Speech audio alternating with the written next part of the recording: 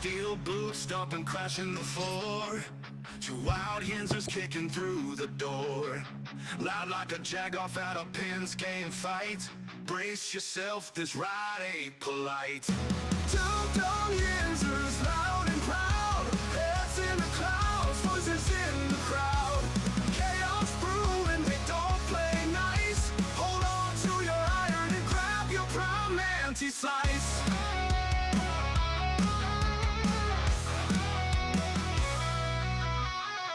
Tales from the burg with a hint of mayhem. Pierogi powered, nothing can constrain them. Knocking back stories like an icy cold brew. You never know what these two might spew. Two dumb Yinzers, loud and proud. Heads in the clouds, voices in the crowd. Chaos brewing, they don't play nice. Hold on to your iron and grab your prime anti-slice.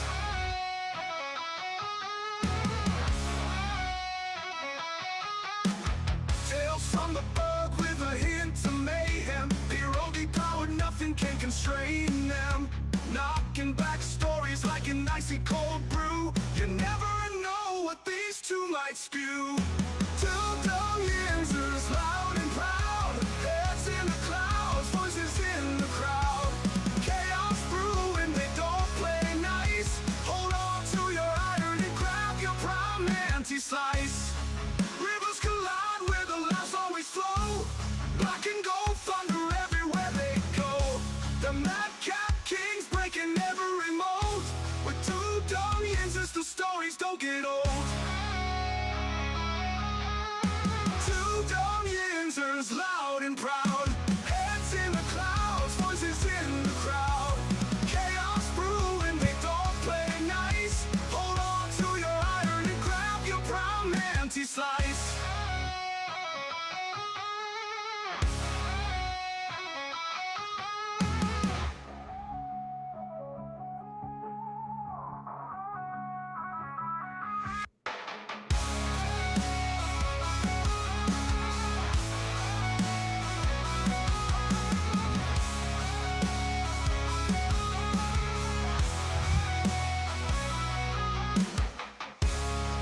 Hey, good morning, everybody. Welcome back to the show. This is episode 830. The Two Dumb Yinzers. I want to say to everybody this morning, welcome back, welcome back, welcome back. It's hump day. It is the Wednesday installment of the Two Dumb Yinzers, and we're getting ready for the Cincinnati Bengals on this short week. Thursday night football, Steelers at Bengals. Guys, it's tomorrow. So anyway you slice it, we got Steeler football already tomorrow. I'm still not over the Cleveland Browns win. We have a lot of things to get into, a lot of things to talk about, all kind of scoops. So stick around. We have injury reports, things like that. Guys, a lot going on today. Welcome back. Welcome back. Welcome back. Welcome to Derpy, Corey, and Phil on the board. Yeah, Mike, it's appearing a little different also now in the board too. I don't know if it's like that on your board as well. Oh yeah, it is. Yeah, they changed everything up on us here. It's like It's take me a minute to get used to. It's like when they change your TV channels. Yeah. And you have to get used to the channels again. I don't know if I like this. And it's too much of a change, Mike, because I don't know if you've seen over here, I got my new sign in, and it's it's way too bright. It may not appear that way on screen, but I can't not pay attention to it. It's so bright out of the left side of my eye. But you know what? We're gonna have to make it through it. It's very bright. As I said, I can look on the screen and it doesn't look bright. Yeah. But where I'm sitting here right now, I cannot think about it. Yeah, it's kind of like the sign in the back here, man. I had to like keep adjusting the settings so it doesn't come in too bright, or you, like you say, you feel it behind you. But yeah, I like the sign, man. I'm digging it. One thing I'm noticing, like I'm looking on my second source, and the people that are watching, their board looks the same. Our board, though, is just different. So whatever was going on there. Good morning, everybody. Yeah, welcome back to the show. Mike's got an injury report. We're ready to go. Mike, out of nowhere, he might not be able to play tomorrow. Mike apparently goes to work last night, comes home injured in his hand. Now, what happened? I do not know. I think over Friday or Saturday at work, I think I banged it on something. I soldier through like the tough guy I am, like the hockey player I am deep down inside.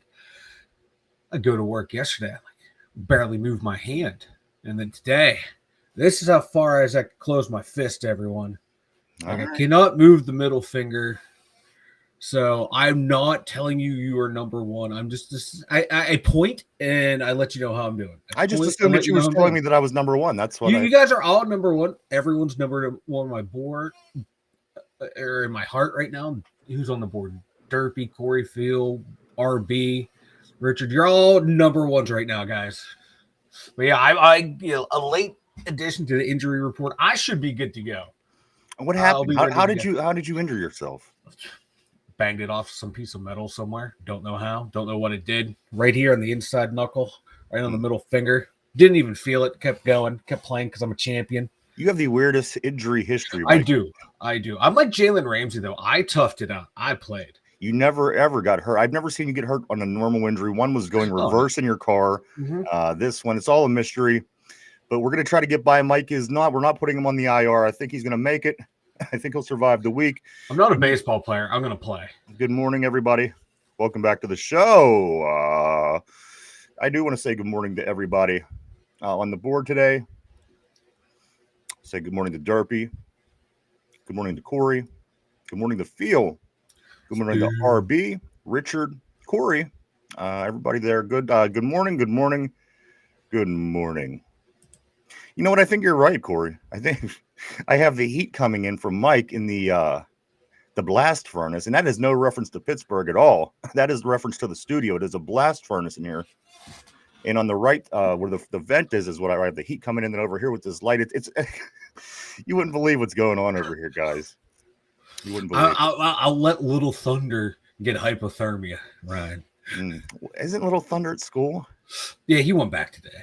All right. Well, but my hand's on ice, so my body's cold. Thermodynamics. I need the heat to balance it out. All right.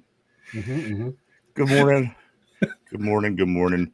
Today I want to talk about a few things. I see RB's got a couple of good topic in the board, Mike. Also, I want to know what the big stink is. The big stink about Joe Flacco.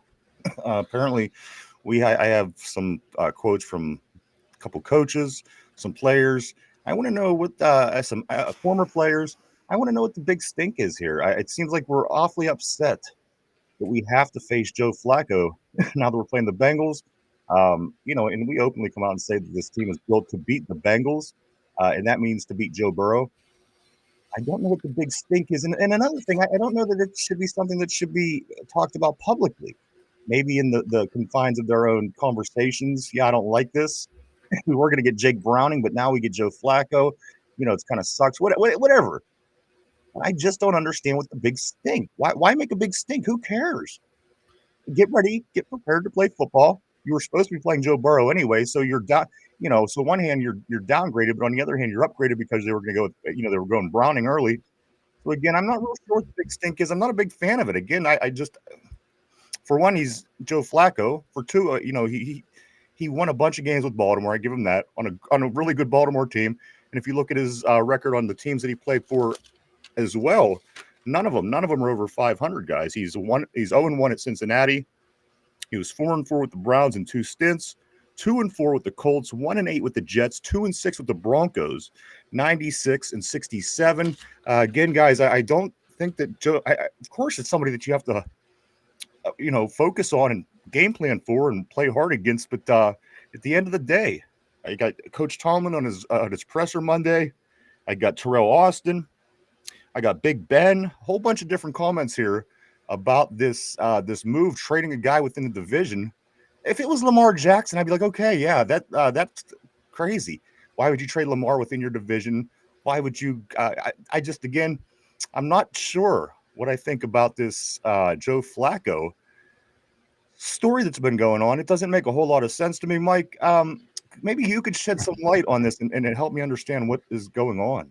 I think it's not a Joe Flacco story. I think it is the Steelers, and in particular Mike Tomlin, making probably making fun of the Browns, saying you've given up on your season. Why would you even do that though? That's not. I mean, come on.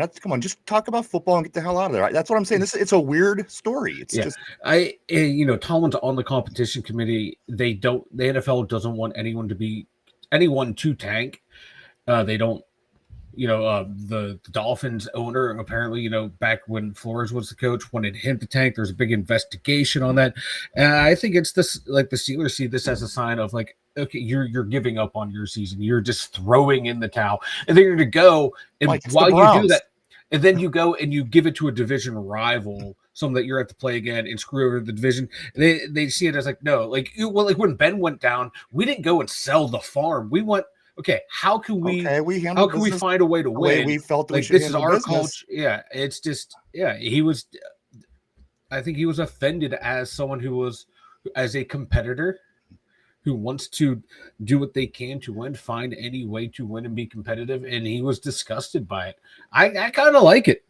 I hate the buddy system everywhere in sports. No, fucking call out your rival for the shitty behavior that they do. That's, Mike, for one, it's the Browns. Who cares? For two, they lose all their games anyway. Who cares? For three, they get a high pick every year anyway. Yeah. Who cares? For one, this really it's a non-story if you think about it, because again, we were supposed to be playing Joe Burrow, who's 10 times better than Joe Flacco.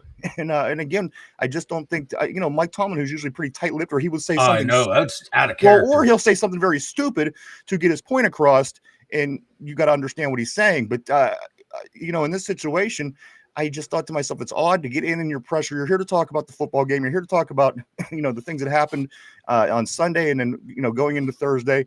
It just seems like it's a crazy story to me, a non-story, in my opinion. And again, at the end of the day, okay, so a guy got traded within the division. I don't think that's against the rules. I don't think that, even if there was an unwritten buddy, whatever, I don't think this is even an issue. Let me get into some of these, Mike. Let's see. Mike Tomlin says this. He says, as he was asked about it, he says, well, you are making me prepare for Joe Flacco. Okay, you're going to be playing Josh Allen. You're going to be playing good quarterbacks. Who cares? I think that they were just so had their mindset on teeing off on this Browning guy. I think now they're kind of pissed because they have a real quarterback. And you know what? That's none of our business. Our business is to get ready for this team, get ready for whatever the hell they have. Mike Tomlin says, now you're preparing me for Joe Flacco. Or now you're making me prepare. You're making me prepare for Joe Flacco. Terrell Austin says, we have our work cut out for us versus the Bengals this weekend with Joe Flacco. The quarterback, again, this should have been Joe Burrow. This shouldn't even be a concern in anyone's. This should be something that we're thankful for, getting a Joe Flacco instead of a Joe Burrow. Yes, we know the situation, how it played out. Yes, we know the steps it took. But at the end of the day, this should be a good thing for us. Yes, Joe Flacco's had 11-11 against us all the time. It isn't like he's the most successful quarterback, on top of having a pretty damn good defense in Baltimore all those years. Certainly helped a lot. I don't think a lot of those games were won by Joe Flacco. Also, this one here is a Ben Roethlisberger. This is our former quarterback, future Hall of Fame quarterback. Mike, he said, Cincinnati is a much more dangerous team with Flacco. They just got a lot better. Mike, this isn't Tom Brady. This is Joe Flacco. Where is there a disconnect between me and the rest of the world? I just don't understand why this is even anything. Today is the day before the game. Yes, this came out a couple days ago, and I'm talking about it now. I do acknowledge that, but I'm acknowledging it because we do finally have time to talk about some different things on the show, and I just don't understand for the life of me why. All these people, yes, see how they're saying the right things? Terrell Austin, we have our work cut out for us. Ben says this team's going to be much more dangerous. Maybe sticking to the line, those kind of lines in the presser, instead of coming out and just making it seem like the whole world screwed the Pittsburgh Steelers because of a trade from an average 40-year-old quarterback from one bad team to another in Ohio. I just don't know. I just don't get it. And again, I don't understand why it even got to this point. If we're not talking X's and O's, or unless it's a big story. This is not a big story, in my opinion. Get your mic. Hold on. You need your mic, dude. It's coming. It came back. It disconnected for a second. This is also like a Tomlin thing, too. He loves to talk up the competition.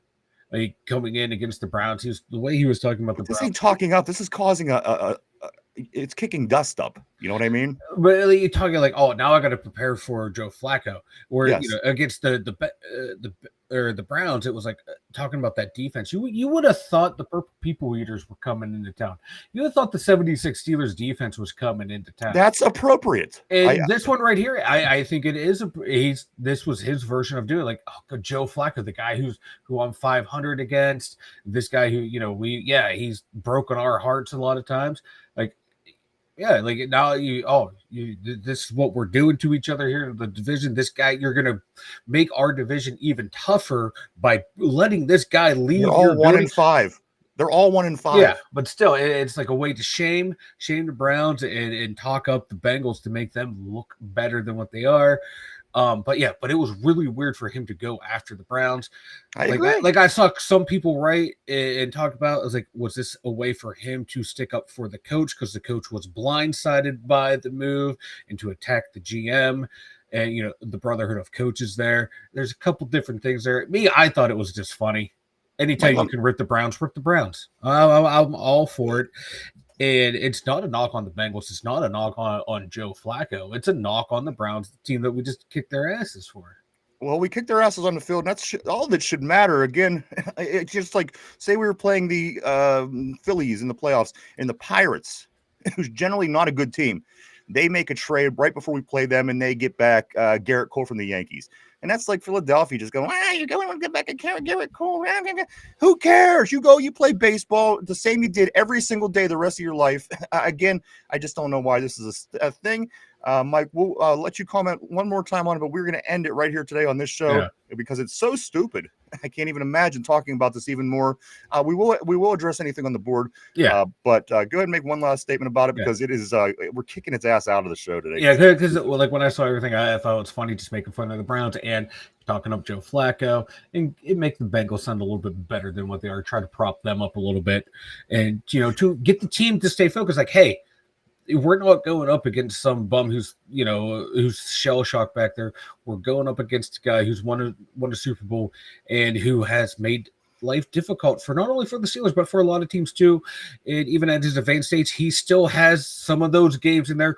Don't take this challenge sitting down lightly. Don't overlook the Bengals. Focus. We got to focus now on this guy right here. Couldn't the rest of our division say, well, if that isn't the pot calling the kettle black, because here the Steeler team is, they went out and grabbed all the best players in the league in the offseason. Now we have to prepare for DK Metcalf. Now we have to prepare for Aaron Rodgers. Now we have to prepare for Jalen Ramsey. That's just not – see what I'm saying? It seems so stupid that there was even a thing, Mike. And again, we'll leave it right there. We'll address anything on the terrible board that does come up regarding this the story. But I think what a stupid story. And that's the thing. I wasn't even going to talk about it. I was going to let it go, but I still see that it's being talked about. And again, these comments. I mean, the team is much more dangerous.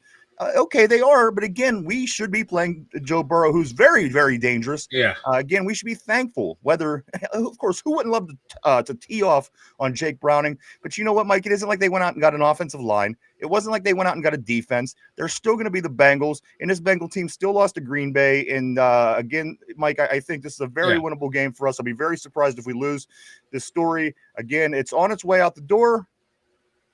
It is out. It's gone. It's walking down the hall. I hear it getting into the car. I hear it talking to Mike. It ran into the wide receiver room of the Pittsburgh Steelers. Apparently, the wide receiver room is out there talking. Really? On its way out the door. Everybody except for DK Metcalf. Mike, I see the whole entire Pittsburgh Steeler wide receiver room.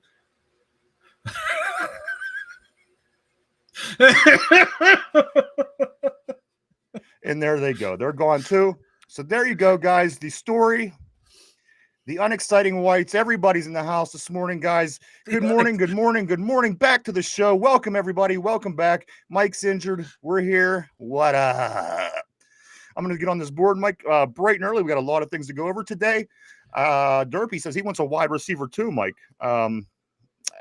You know what? We're going to talk about that a little bit today as well. Derpy wants a lot of things. Like if you go through our group chat, Derpy wants Cam Hayward off the team. He wants Derek Harmon gone because he got injured at one point.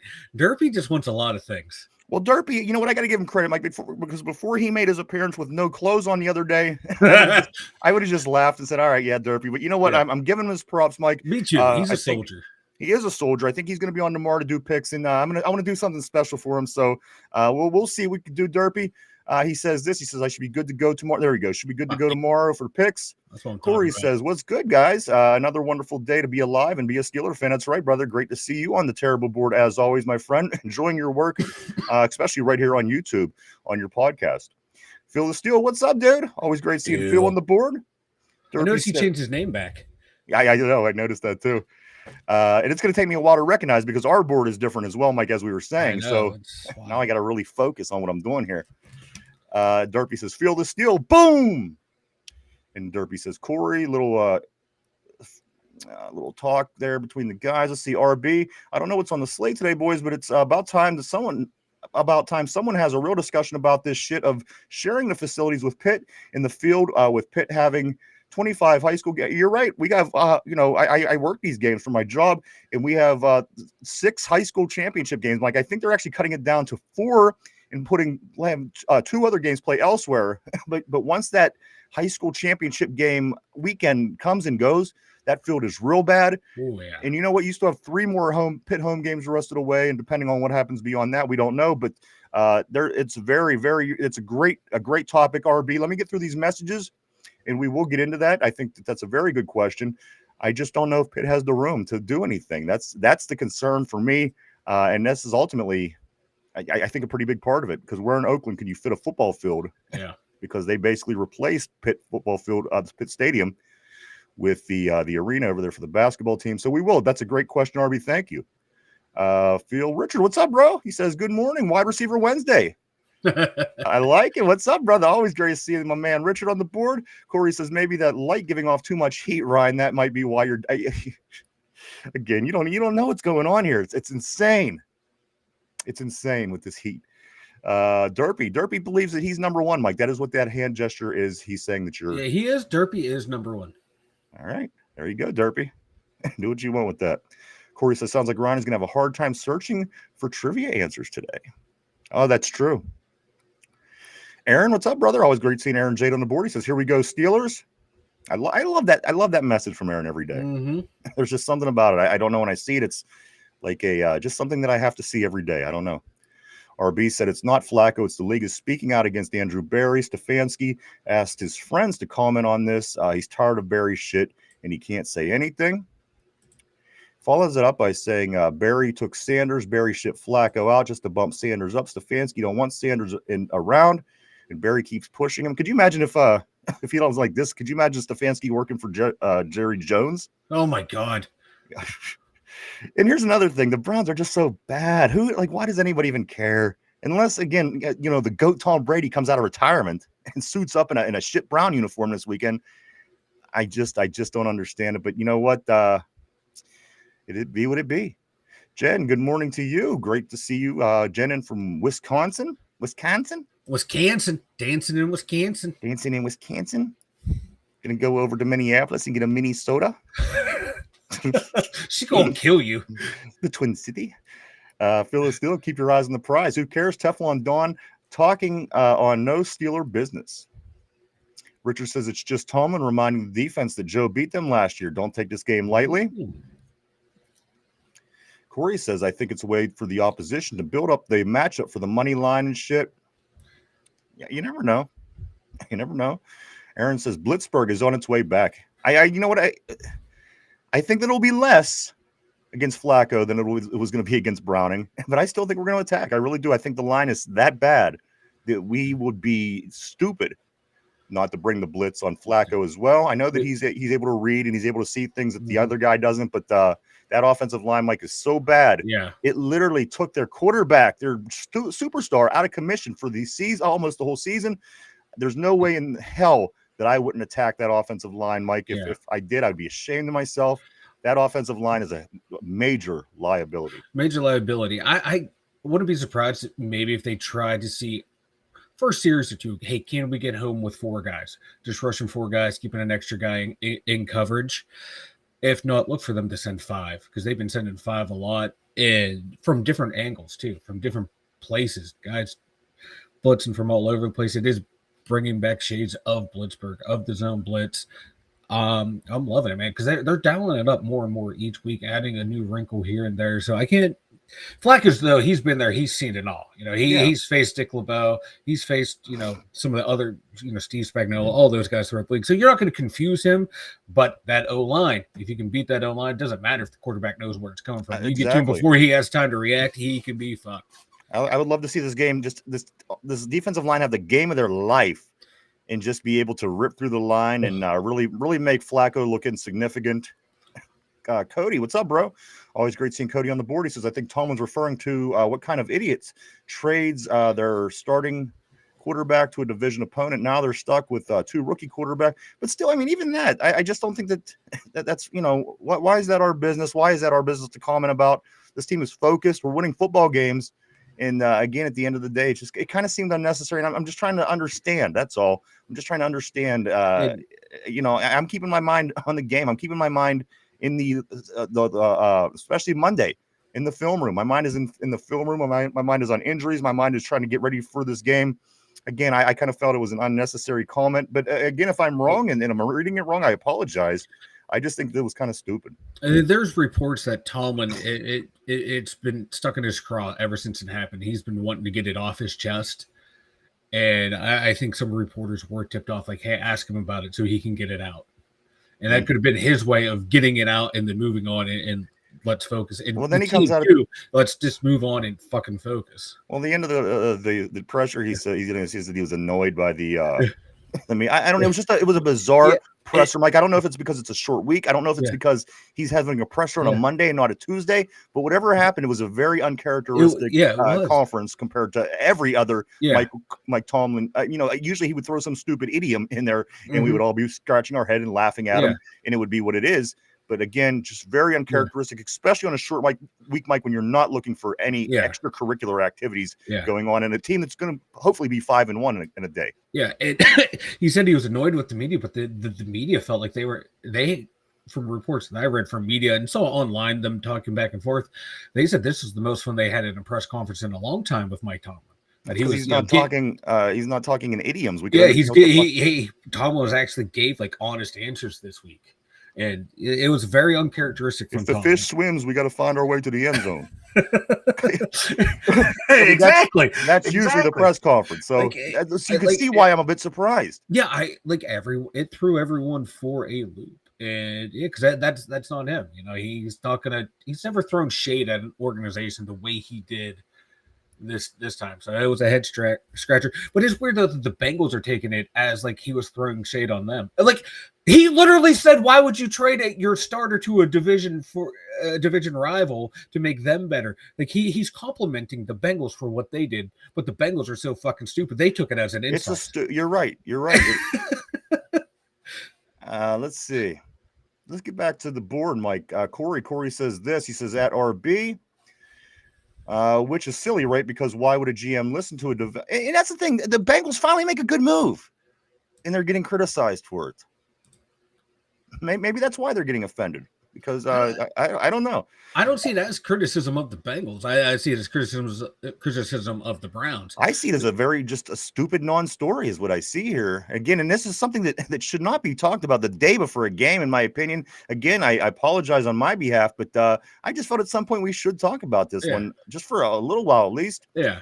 Let me get back to Corey's message. I did stop halfway through. He says at RB, which is silly, right? Because why would a GM listen to a division rival? If nothing else, he gets to piss people off. Lation prize, I'm sorry for being garbage. Misery loves company. Cody says this. He says Browns suck, Bengals suck. But Ryan, my guy, if you were worried about the Browns, why ain't you worried about the Bengals? We're gonna blow. You know what? I can explain that. Because the Browns are a team that could have kept it low, ugly, and close because of their defense and their lack of offense. Basically, which is the blueprint that the Steelers used for the last 4 seasons. And what happened when this happened for the Steelers? We were able to do it successfully and win a lot of football games by keeping games low scoring, close, and ugly. And when the better team faces that scrappy team, the team that's not as good, but they had a good defense, just like we did, for the most part.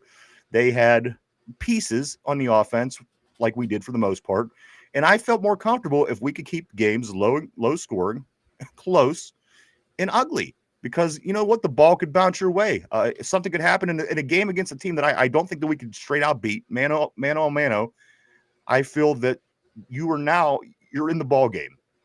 They let you stay in the ball game.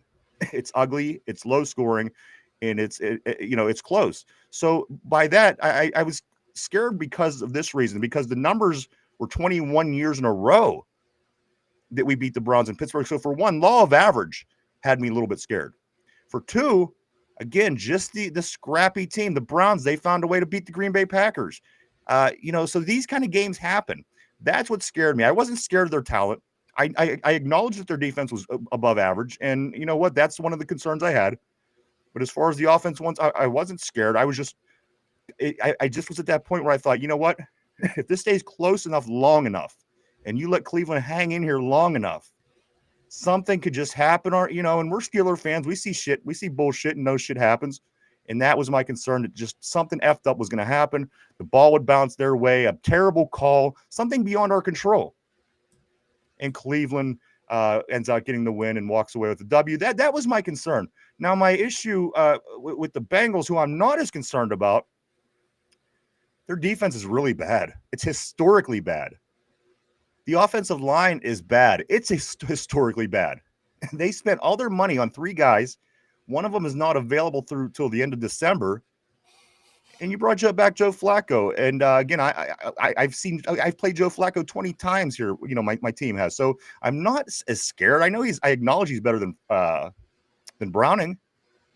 But I don't think that we should be scared of Joe Flacco and the Bengals. Again, that offensive line, terrible. Defense, terrible. I think that we are better.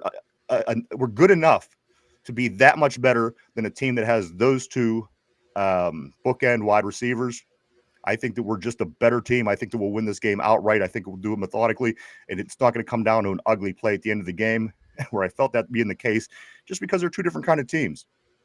But I think the heart and soul got ripped out of Cincinnati with the Burrow injury. And I do also think that the defense and the offensive line are so bad for Cincinnati that I'm not worried pretty much at all. I think that, and again, history is telling us by law of average that this week should not be good for us because of our lack of success on Thursday Night Football. It's, law of average again says, you know what, maybe the Steelers, just because it's the trend. It's what has gone on. I'm sorry, not law of average as much as the other game was, but that's where I'm coming from as far as the Browns and the Bengals, two different grades of sucked. Yeah.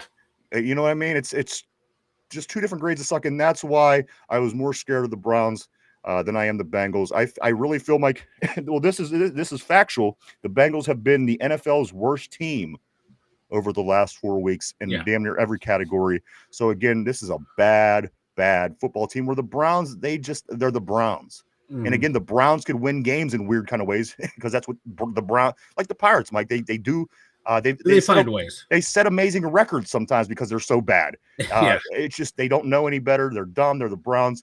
That's the difference for me. So I hope that helped clarify it a little bit. But I don't fear the Bengals at all. Again, the 2 gentlemen that I do fear, there's got to be a lot of other things between the other 20 guys that start to play on the football field. They're going to have to do so much more for these 2 to even be to keep them in the game against our team, is my opinion. Yeah, and with the 2 guys you're going to have on the outside with guarding those 2, guarding Higgins and Chase, you're going to have Jalen Ramsey and JPJ. And JPJ looked like he's back and healthy, ready to go. Ramsey's been damn good all year. So like we said yesterday, the Steelers said this is the team that the wide receiving core they built the secondary for. And we're going to see if they can live up to that challenge. And I think they can. Flacco, he can get them the ball, but if that O-line cannot hold up and the way our front's playing, it's going to be a long day, just because of how bad their line is. Yeah, the Bengals, the second half against the Packers, their offense looked better. Now, is that just the normal ebb and flow of the game? Is that Green Bay taking their foot off the pedal and kind of letting the Bengals come back in? Or is that, old man Flacco kind of figuring out, hey, this is what I have to do to get the ball moving. Well, time will tell, but I think it's more just the ebb and flow of the game. These things happen. A bad team can't come back against a team like Green Bay because Green Bay's not, they're like us. They're not up in that elite status yet. They can let these bad teams come back a little bit before they put them away. I think that's what happened there. So I'm with you, Ryan. I'm really not overly concerned with this Bengals team. You know what I said? And again, Mike, they have been the NFL's worst team over the last 4 weeks. You can look at all the numbers, and it all comes out to the Bengals being the worst. Let's move on, though. I don't want to leave anybody out. This is Hump Day, guys. We're getting excited because tomorrow, that's right, the Steelers travel to Cincinnati to take on the Pussycats. Mike, that is tomorrow night at 8:15. Steelers are 5.5-point favorites in this game in Ohio. Let's jump back on. Let's see. Somber, what's up, bro? Always great seeing Somber on the board. I love the beard. I just have to say, I do love the beard. Somber Cody. Cody says Joe Burrow, Joe Flacco, Joe Mama. Either way, it's going to be an easy win. Sounds like a rock line, right? The Rock. Joe Burrow, Joe Flacco, Joe Mama. I don't care who. Something like this. Yeah. Mark Malone, what up, brother? Great seeing Mark. I think that he's referring to the Steeler wide receivers stopping by the studio. He says, what about Wilson and Williams? Well, Williams is he's kind of a late addition. And here's the thing about Wilson. When CA3 comes back, Wilson won't be in there. So I'm not counting Wilson. So we'll just Williams. We're not counting Williams because Keyshawn Williams. Yeah. Because again, Mike, he's up and down practice squad. So he doesn't. I'm not counting him. Now, Wilson, I usually refer to these receivers as 2.5 men. Because it's the 2 white guys and the half white guys. So the 2.5 white guys who were by the studio this morning to visit us here here in Pittsburgh at the 2 Dumb Yinzers studio. But that's kind of where that comes from. And that be what it be. And maybe like they're just so white they're transparent and the quarterback doesn't see them out there. He's seeing through these guys, maybe. Right. Who was it? Chris Mullins in the NBA was almost transparent. Yeah. That's Ben Skoranek and Scotty Miller. It's like 2.5 stacks of crackers running around out there. How are you supposed to see this? They got to wear like the yellow or the black full arm sleeves so Aaron Rodgers can see him because he's like seeing like just a shoulder pads and helmets running out there. He's high on ayahuasca. He don't know what's going on. So they got to start wearing the practice pennies out there, putting the practice shirts on, maybe. To give them a little bit of color. Something. Let's see. RB says give Hines the pit and the Steelers head out toward the airport. That'd be closer for me. That'd be a closer car ride for me. I'm down for that. Yeah, and it would be helpful for the business too. I mean, people were traveling from the airport to downtown to it's a little bit of a drive, but I don't hate that. A lot easier for me, so I'm for it. Well, I mean, all the games that you go to, it doesn't matter. So let's. But hey, I can go tailgate now. You want to go tailgate next weekend? We can. Well, let's do it. It's on. It is on, everybody. No, Mike, I know that you don't want to. I know you just said that to prove your point, but let's move on. It's scary how well you know me. Cody says, Derpy, no matter how bad you look, the guy on Jamal's pod looked 10 times worse. Now I'm intrigued. I am too. Let's see. Somber says, give him more time than 3 seconds. I agree. And you know what? It looked better last week, slightly, as far as the protection. And the fact that our 41-year-old quarterback didn't take any sacks, I think was a step in the right direction. The fact that Broderick Jones kept Smiles Carrot in check, those are good signs. And I think every week it's going to get a little bit better. And hopefully if they continue to gel in the experience and the reps and everything, heading into January, maybe this offensive line will be giving him a little bit more time to throw the football. Cody says Tomlin was trolling the Browns. He loves it. Somber says, honestly, who cares? Jen says Tomlin was cranky, period. He must not be getting any nookie. You are all annoying me. Jen says, get Cinnamon on that, Mike. Cinnamon, your lot lizard. We're locked in. We're committed, but Cinnamon got some friends. Mark Malone says, send Peaches over there with her strap on. There we go. See how that goes. Corey says Mike Tomlin, if that baby back, then we gotta slap them ribs in this win this week. We'll let participation be our guide. Aaron says if we keep getting pressure up the middle with linebacker blitzes, teams won't be able to focus on Watt. This is what we've been needing and seeing. DB's blitzing is warming my heart. I love seeing Jalen Ramsey get 2 freaking sacks last week. That was awesome. That was awesome. How about like Herbig? What blitzing up the middle too? Dude, he's so quick. Mike, you want me to tell you something that's gonna excite you? Oh yes, Merrill Hodge. Of course, everybody knows. Another. We're talking about exciting white. Another former Steeler, Merrill Hodge. Mike, he compared. This is what Hodge says. Nick Herbig reminds me of Chad Brown. Ooh, that's high praise. One of our favorites right here on the show. He was just here on our show, Mike, at the very beginning of this year. Yes. Chad was on, and he says that he reminds me. And now that you think about it, think of the way in the motor that Herbig has. It's very Chad Brown-like, guys. So if you missed Chad in the early mid 90s, you're getting a good idea of how he played by watching Nick Herbig. Yeah, that is very, very high praise right there. Phil says, I see a baldy. Oh, that's right. Where's your hair? What's going on with you anyway? And like I'm in so much pain. I have to use my left hand to get everything up, and I can't. This is all I can do with my left hand. Your left hand to get everything up, huh? Yeah. Like I can bend my thumb. It isn't working. Now. Like look at that. Look at that, guys. That's all I can do. Why's your hand yellow? Why does it look like that? It's the filter I have on. Oh. It looks like I have like I've been embalmed or I have. It looks like you have Charlie Kirk hand. Yeah, what's going on? Is your hand real? I can't figure out what's going on. Shot? Did he get shot? Who knows? Who knows what the hell's going on in this world anymore? Jen says, will they blitz Flacco? I sure hope they blitz him. Disguise the blitzes. You know, come at him with some DBs. Disguise the blitz. Because again, he's a veteran. He'll pick up blitzes very quickly and just go right where they're supposed to be. Disguise the blitz a little bit. Little Dylan Gabriel, he had no clue that Jalen Ramsey was coming on the 1 sack. And again, I understand that Joe sees more and knows more, but I think if you disguise your blitz packages and disguise blitzes a little bit, change things up a little bit, I think that would be the key to success. Because again, Joe Flacco knows the Steelers and very, very familiar with the Steelers. Am I scared? No. But for the topic of conversation, I think that you have to disguise your blitzes, like they did last week against the Browns. Yeah. Mm-hmm. And bring them from different angles. Bring it like who was it? Richard said, bring them up the middle, man. Bring them up the middle. Yes, absolutely. Getting his shit, man. Yeah. Phil says, Jen, Steelers are blitzing now. Yes. Jen says, I just see less blitzing because that'll probably be the case, Jen. It'll probably be less. I mean, last week, of course, we was playing a guy who was playing his second game in the NFL. So that certainly will play a factor. But again, rightly timed, blitzes are as dangerous as anything else in the NFL. Jen said, I'm sorry.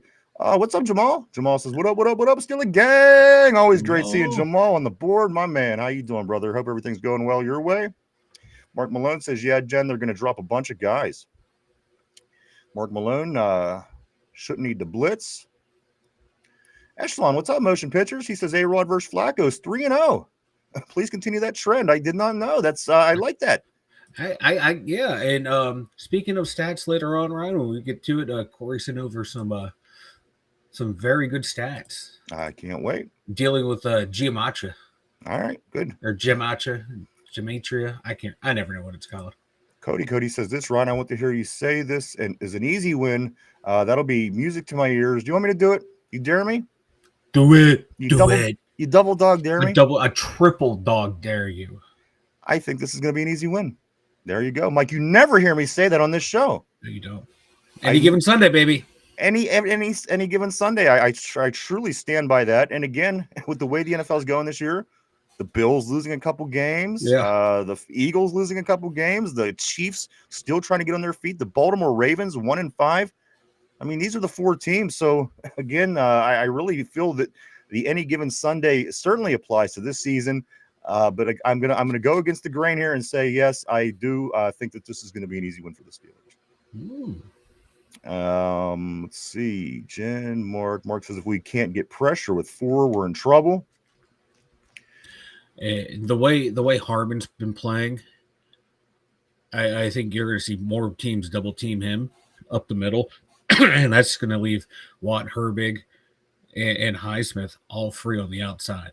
And those 3 can wreak havoc. And I think Herbeck's the best pass rusher right on this team right now. Well, keep him one-on-one.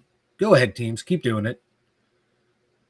And that's the thing, Mike. If you have them two guys in, now what are you going to do? You want to focus on Herbig. Then you forget about the other side. There you got TJ, and then you got Highsmith, and then you got all these DBs. Again, I think we're looking way into this. This should not be that tough of a game, guys. It should be treated very serious. We should be focusing on it and nothing else in the world. The Steelers should be, because again, it's Mike, as I said last week, it's the Bengals. I said it's the Browns, but this is the most important game because it's the game that's right in front of your face. Again, you look past this, looking at Green Bay, looking at Indianapolis. This one slides, man, and you're starting to get it's tilting a little bit. I want to be 5-1 at the end of this week, going into the weekend. Again, Buffalo already got the 2 losses. Mike, and also I mentioned those 4 teams yesterday: the Steelers, the Colts, the Buccaneers, and the Packers. The only 4 teams with 1 loss. Keep in mind the Packers also have a tie as well, so their record's not as good as per se the Steelers, who are 4-1. I think they're 3-1-1 or something like that over there. Yeah. So, guys, we're say what you want record-wise. We're on top of things. We're a lot better than most people on the planet thought things were going to be. And I'm satisfied so far. So let's focus on this game as we did the last 5. Get this win. Come back home on some new sod. This coming week, they're going to have the new grass down, Mike. They're going to come home, and there's not going to be any problems with the grass. We're going to have Green Bay come here, and then Indianapolis, we're going to find out what they're about. 2 huge games in a row at home. Yeah. So let's get focused on this, get the win, get 5-1, get home. You have the extra 3 days now to prepare for Green Bay. Watch them play throughout the weekend and get ready for next week. And that's, Mike, it's plain and simple. This is just what they have to do. Yeah. Do you think they come in with I don't want to say a vanilla game plan, but a more condensed game plan than they would if this was a Sunday game, since it's being that short week? You think they're going to keep it simple, like with simple being like, hey, we're going to still have some of our exotic stuff in there on defense to get after the quarterback, but it's just going to be a condensed package of what they're going to run out there? Or do you think they're just game planning this like a typical week? I just wonder if that's going to play any effect into it being a short week, because you don't have those extra days to install everything you would want in a normal game plan. Are they going to keep it simple, or keep it simple to where we can kind of get beat if we go vanilla? I don't think it's going to be entirely vanilla. I think you'll see a slight difference, Mike. But again, they were back at practice Monday. They usually have Monday off, so they got in earlier to get the reps in as they need to work on game plan, to watch film. And again, I think if there is any change, it's going to be minuscule. I don't even think. All of us guys will know because we're Steeler fans. We'll see it, we'll spot it. But guys, I don't think it's enough. This is week 6, week 7, whatever the hell it is. We kind of have an idea of what we're doing. We kind of have an idea of what it is that we do on a week-to-week basis. So again, I think if there is any changes in that capacity, I don't think they're going to be big. But again, you know what? Got to remember, these guys are on a short week too. So it's going to affect them just as much as it affects us. Who's the better team? That's what I think. I think the better team is going to win this football game. Yeah, it wouldn't surprise me, though, if we see on offense, like something we haven't seen under Arthur Smith, a trick play on offense. I'll take it. Try and catch him off guard. As long as it works. As long as it works. If it works, it's the greatest play call of all time. If it doesn't, why the fuck would you ever think of that? Matt Canada, the jet sweep. Boom. Oh. Arthur Smith jet sweep. Yay. You give it to John Smith and it works. But you know what? Chase Claypool made it look pretty good early on in his career, too. He very did. His first 6 games. The best 6 games I've ever seen in my life out of someone. Richard says Aaron Rodgers is 9-1 on Thursday night. That's assuring. It really is. He's also, Aaron Rodgers is 13-5 on Thursday Night Football, 6-2 on the road on Thursday Night Football, 44-26 on prime time. He's 63-63 all time on the road, 9-5 against the AFC North. Aaron Rodgers is. So those numbers continue to stay consistent. It goes in our favor. Thank you, Corey B, for those numbers, man. Thank you for emailing that over. Appreciate it. Yes, thank you, Corey. Jamal, he says, let's go. Let me get. I'm sorry, Aaron. Aaron says, I like to watch the pocket crumble. I'm not saying blitz every down, but let's keep the wrinkles coming. And then he comes back and says, watching. Oops. Okay. Yeah. No. and again, he's an older guy. Yes, he knows. Yes, he sees. But at the end of the day, he's still 40. You got to bring it. What happens when you bring it at our 40-year-old quarterback? He has to hustle. He's got to make a couple quick decisions. And you know what, guys? Early on in the season, that turned into an interception. That turned into a couple plays that were less desirable for us. So, I mean, statistically, you're going to hurry up the passer. Things are going to get moved a little faster than they should have been. And with our secondary, Mike, back covering these receivers, that should help that out as well. If you could just take one extra second, get 1 extra second closer to Joe Flacco before he throws the ball, maybe that messes up the timing because, again, our secondary is pretty deep and pretty good. Again, not very worried, Mike, not very worried at all. Field of Steel says Blitzburg on a Thursday night. F that. I bury that former Ratbird quarterback. Why did he just die already, right? Why don't Joe Flacco just go away? He's not going away. He's not. He's like Michael Myers. He just won't die. Yeah, he just won't die. We need to kill this guy. Yeah. Scott Atkins, my man. Great seeing you on the terrible board as always. Scott says, I would love to see Washington get the ball in the red zone. This is a game that Boz has more extra points than field goals. Interesting. I hope so. I hope so too.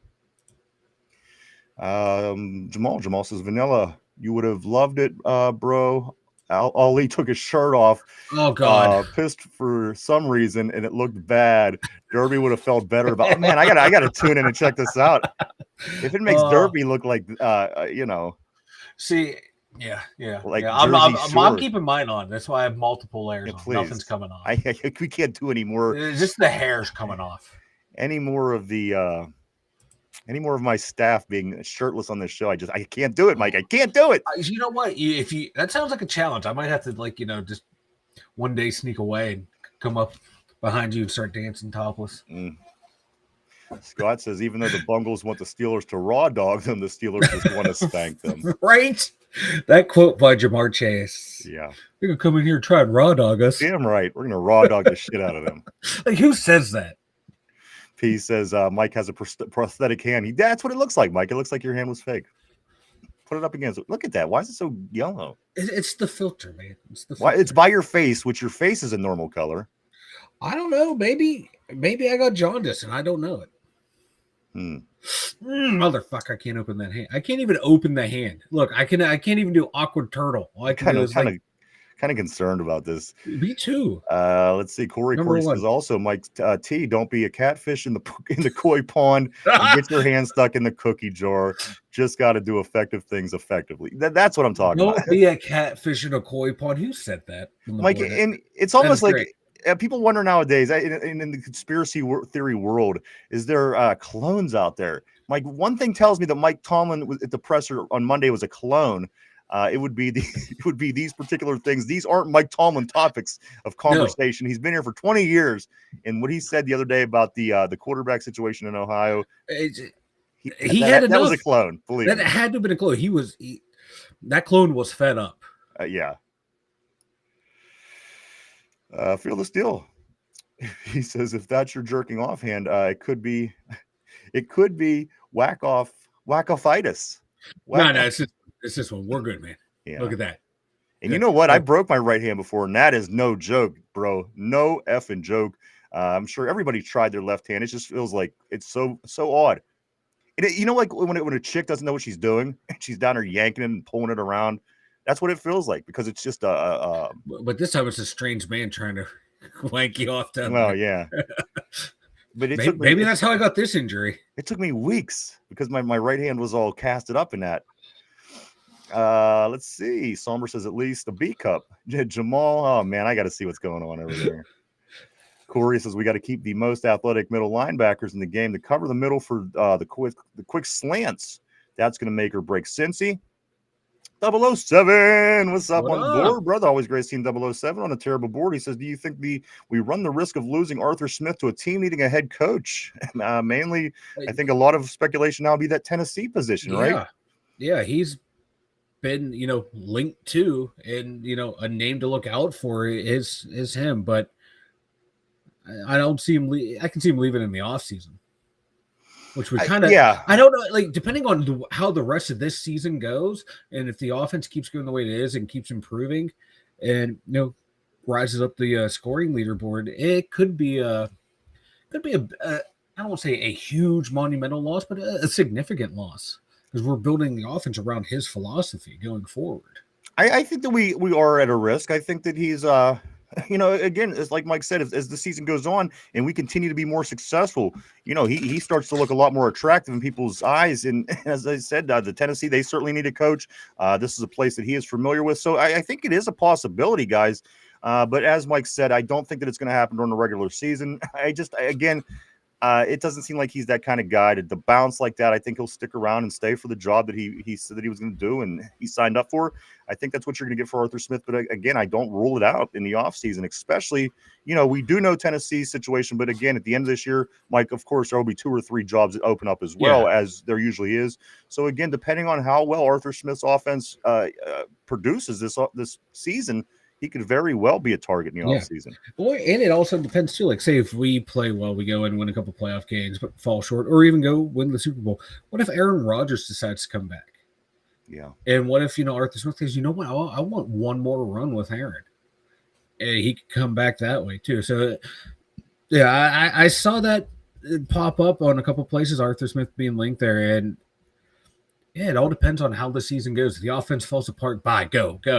But if it's keeps improving the way it is, we might want to do what we can to keep him. Yeah. Cody says, I love it. Doesn't refer to any given Thursday. That's not a thing. All right, let's go with that.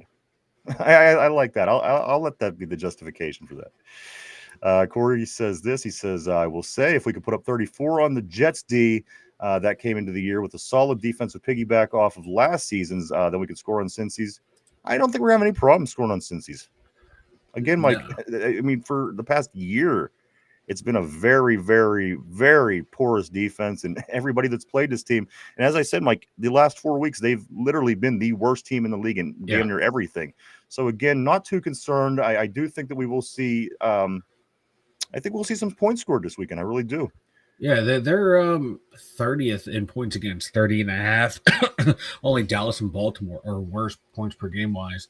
So we have an opportunity to move the ball on the ground and in the air. They're giving up 135 on the ground and like 250 in through the air. Yeah, it was 260. They're the second worst secondary in the NFL, giving up passing yards away. We should be able to do a lot of things on paper.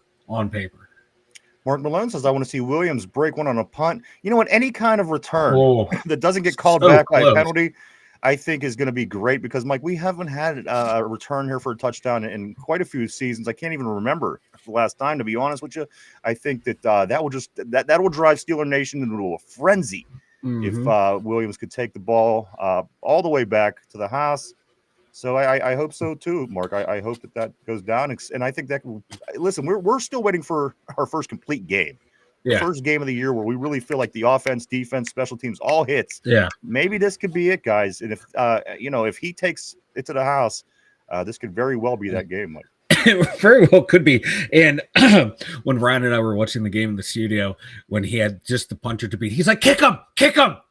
Yeah, did you see when he just had the punter to beat? I thought, what better time to jump up and kick him like Antonio Brown did? And then, of course, that's where he got tackled. Kick him next time, because you know what? They got penalized anyway. It's got to go back. Channel your inner AB. What could go wrong? What would AB do? Cody says the guy on Jamal's pod looked like the part of The Shining where Jack Nicholson is making out with the nurse and the nurse turns old. I got to see this. I stopped by and I seen the Ali name. I didn't know who that was, but I didn't know that it was all that was going on. Oh, Jesus. Cody said someone that wants to get raw dogged. Mark Malone says, Mike, you need to grow that natural scallop, man. It'll cure. What else you? I can't. I've tried and I can't. Corey says Mike T's clone has a factory setting AI dialogue. And you know what this AI? I was making something for the show the other day, and still, Mike, listen, they can make shows in the sky and make things look real, and fucking aliens come from foreign galaxies. Mike, how's come I still make guys on AI that has 4 fingers? Why? Why does the things that I make still have 4 effing fingers? They're making shit that's going to make like UFOs are coming from distant galaxies. My guys have 4 fingers, Mike. 4. Why is this not getting better? They certainly gave us the dumbed down version of the AI to get us inclinated for that. Because again, Mike, the things they're doing and the things that we're able to do are just two totally different worlds. Dude, 4 fingers in the yellow hint or the yellow hue on everything. Yeah, Mike. The one I initially started, it only had 4 fingers. So I asked the AI to fix this, right? I was like, put the extra fingers on to make it have. So it showed me then it had the fist and it had another fist growing out of it, like this. That's what this is what I'm saying. Come on, this is the technology that's going to be running the world in the next whatever. This is crazy. I love it. Scott says this: Warren and Gainwell are going to combine for 180 all-purpose yards, 2 scores. I can see that. Cody says, I don't think Arthur Smith wants to be a head coach. He seems like he loves his job. Again, 3, 7, and 10 seasons in a row when he did get the opportunity in Atlanta. Again, he was the assistant coach, the offensive coordinator under Mike Vrabel in Tennessee. He got his chance. He got hired by the Falcons as a head coach, 7 and 10, 3 years in a row. Cody says he's also the only coach we haven't talked about firing. That's true. That's true. Cody says it's silly that they would want to hire him as a head coach because didn't they release him as an offensive coordinator and then he went and got a head coaching job with Atlanta, but no matter what, he's under contract, so I don't think he can just bail. And that's the thing. I think it depends on how successful this Steelers team is. Nobody's going to not want to be a part of that. If it's going to continue to be successful when it's his offense, his schemes that are doing it, I think that certainly buys us to the end of the year, no matter what. I can't imagine him bouncing, no matter how bad the Tennessee situation is, Mike. I just can't see it. Mid-season, no, because the Steelers would have to grant permission, and they're not going to do that mid-season. No, and end of the year, I can see them. I don't see the Steelers as an organization that would ever hold a coach back from, moving on and furthering their career. I don't see them be like, no, you're under contract, you're staying. Mike, also, just 2 weeks and 6 days from right now. 2 weeks and 6 days is the trade deadline. 4:00 on Tuesday of 2 weeks and 6 days from now. So again, a lot of speculation going around the league. Rumors swirling. Mike, tier one receivers people are talking about is broken down in tiers. I pulled this off of a site. I thought it was interesting. The tier 1 receivers are the ones that we've been talking about: Jacoby Myers, Chris Olave, and also DJ Moore. DJ Moore was on this list, Mike, which it just depends on what they do over the next few weeks. Yeah, and DJ Moore is week to week. He's injured. So naturally he pops up. We're just looking at the names now. So let's just tier two.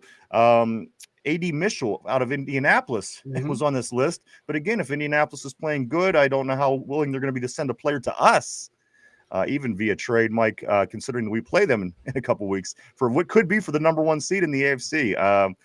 The other name, Mike, in the tier 2 that I did read was Rashid Shaheed. We've talked about him from the Saints as well. They have him in the tier 2. And in tier 3, Mike, they said these guys aren't even really worth it, Mike, but there are players that have been considered, at least, of course, Alan Lazard from the Jets and Mark Hollins from New England, a couple names as well that came up, Mike. And again, beside this group of names and in Brown from Philadelphia, is there any name that's missing? Is it basically, if it's going to happen, it seems like somebody that we mentioned so far? Yeah, for the guys that I anticipate being traded, that's about it too. I don't see, like Nico Collins, like he's the guy I would want, but there's no way the Texans are trading him. I think that's about it, man. I just don't, off the top of my head, I can't think of anyone else. Maybe someone from Green Bay, because I know they have a plethora of wide receivers, but I can't remember their injury statuses on some of the guys. Yeah. So maybe one of their lower guys that could actually be a weapon on another team, just buried on the depth chart, because they have a lot of good receivers. Maybe one of the guys from there. But like I said, I just don't know their injury, because I know a couple of them had injury concerns and they were waiting for people to come back. But yeah, that list sounds about right. Yeah, I don't think Matt Collis was a late addition. I don't think we're getting anything bigger. Of course, the Brown is the biggest speculation, and everybody would want him for his abilities, so much not for his presence in the locker room. But Mike, I got to be honest, I don't see them moving. And if they do, the two names that do keep popping up are the Pittsburgh Steelers and the New England Patriots. So Yeah, I was gonna do what say. you will with that. So we're going to Yeah, keep our eyes open 2 weeks, 6 days from today at 4:00 p.m. That'll be trade deadline. So, if it's going to happen, it's going to happen soon, guys. Maybe after Cincinnati, maybe in that long week, maybe getting ready for those 2 games, Green Bay and Indianapolis. We'll see you next week. Tyrone, what's up, brother? What's good with you, man? Nice seeing you on the terrible board, as always. Hope everything is well with you, sir. Somber says, I think Calvin Austin III had the last one. That's the thing. I don't even remember.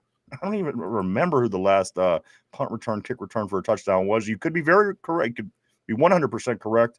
I just don't remember, and I'd like to see another one sometime soon. Especially now we're playing good. We're confident. Yeah. We're looking like a football team again, Yeah, and that would be just another added dimension that teams will have to prepare even more for. We get a competent returner back there who has a threat to take it to the house or Absolutely. have a long return. I love Kashawn so far. Hopefully he could break one this Sunday in Cincinnati. Tyrone says Giants game last year. Oh. What was that referring to, Mike? I'm sorry. I think the punt return. Oh, okay. Oh, wow. Jamal says it gets wild on there. I'm not sure if we're a Steelers channel anymore. Let's see. Corey says, I've noticed the chat GPT-5. It can't do shit for detail, but my editing app does wonders for AI, but still has some stuff to work. And again, I told it, I said, it needs 5 fingers, dude. I said, take the picture that I have and put 5 fingers on. And it didn't. It just gave me more shit. Again, Mike, how can this be running the world in the next couple of years and we still can't get 5 fingers in a picture? That, right. Hey, just saying. Hey. Jen says, just get the W. Just get the W. That's all we're talking about. Tyrone says, oh my God, last night was fun. I got to check this out. I got to see what's going on with Ali. Tyrone says, I'm so ready for this game. Hey, man, it's not going to be long, brother. Tomorrow, this time tomorrow, Mike, we're going to be doing overs and unders, getting ready for the game on top of making our picks. Finch, Derpy will be in the house. Maybe Finch as well, guys. So we're getting close. We're very close. Scott says, when the Steelers score a touchdown, that completely breaks the game open. The Steelers should put on their offensive face to make Chase satisfied. That is the appropriate touchdown. Their O face. There it is. The O face. O face. to make Chase satisfied. That is the appropriate touchdown celebration. And Somber, he confirms Calvin Austin III 73-yard return against the Giants last year. In the last kickoff return for a touchdown was against Cleveland. Juju had a 96-yard touchdown return. I think that was 2017. Wow. Yeah. It sure doesn't feel like it's been that recent. You know what I mean? Yeah. And there's just been so many other issues. It's hard to focus on those kind of. Yeah, I forgot it was a 9-9 game, and then Calvin Austin broke it open with that one. All right, Mike. This is what went down yesterday at practice. If you're wondering what the health situation is for the Steelers, these people did not practice yesterday as the team gets prepared before they head off to Cincinnati. Calvin Austin III, no surprise, did not practice with his shoulder. Safety Miles Killebrew, of course, no surprise, did not practice with his knee. The following players did not practice because of rest, in which on this short week for veterans, I don't bitch as much. I was waiting. If you have all week, and again, Mike, you got to rest the older guys now because you have only a couple days. So here we go. These are the guys that didn't practice yesterday due to taking rest. Jalen Ramsey did not. Deshaun Elliott did not. Cam Hayward did not. And also TJ Watt did not. These players that were limited due to rest, Darius Slay and also Malik Harrison with his knee still on the IR in full practice yesterday. Metcalf and Aaron Rodgers, but it also has rest as well. So I just assume that's probably they're taking it easy this week. They're trying to get the short week. They're trying to get through it, and then that's what it seems to me with these injuries. Of course, the only ones of any significance, Calvin Austin with his shoulder. We're still waiting to get him back, hopefully for the 2 games after this. And then Miles Killebrew went down on the turf the other day, bad turf. Malik Harrison, the 3 guys of interest, Mike, in this conversation. So not bad. It could be worse. It could certainly be whole hell of a lot worse. Let me grab the board here. Bill the Steel says, Ryan at Cody, losers. Somber says, I wonder if and when Harrison will be back. I know he's practicing. Well, they didn't bring him off the IR yet. He's still on the IR, so I don't know what's going to happen with him. I like having the depth, Mike, certainly at the inside linebacker position, because we got good linebackers to begin with. Yeah. You get Harrison back in there, I'm like, I'm really liking that inside. Me too. But like, who's going to come off the active roster to get him back? That's the thing right there. Because the way Bruner's playing on special teams well, Cole Holcomb's playing well when he's numbers called upon, and the top two guys are playing really well too. So it's going to be interesting to see the roster manipulations. And this is what the Cincinnati Bengals injury report looks like, in case anybody's wondering. Trey Hendrickson did not practice, of course, with his hip. He is not expected to play tomorrow night, but it was not announced yet that he is not. Mike Gesicki, Mike the tight end, because of his chest, has been placed on the IR. Yep. Did not practice. Tanner Hudson, the tight end, with a concussion. Defensive lineman B.J. Hill with a rest day. Wide receiver Charlie Jones with ribs. On limited participation for the Bengals yesterday. Offensive lineman Dylan Fairchild with a knee. Full practice, Mike Marius Mims with an ankle on the offensive line. Lucas Patrick, an offensive lineman with a calf. And then Shamar Stewart, also defensive end, with an ankle. That's what's going on with the Bengals. Of course, the only injury of significance, in my opinion, is Joe Burrow not being in this lineup. And then Trey Hendrickson, I guess. Besides for that, Mike, again, in my opinion, nothing to worry about. Talking about the stripe hats. No, like it's just not a good team. They're just not a good team. And again, they're playing like they are not a good team. Because we knew, like, with Joe Flacco healthy, they would have to score a ton of points to win. And now that he's out, they're not doing it, man. It's just that both lines suck. And we know, like, that's why we invested so much in the offensive and defensive line. And you're seeing why Cincinnati is shit in the bed. Dude, they're only averaging 17 points a game.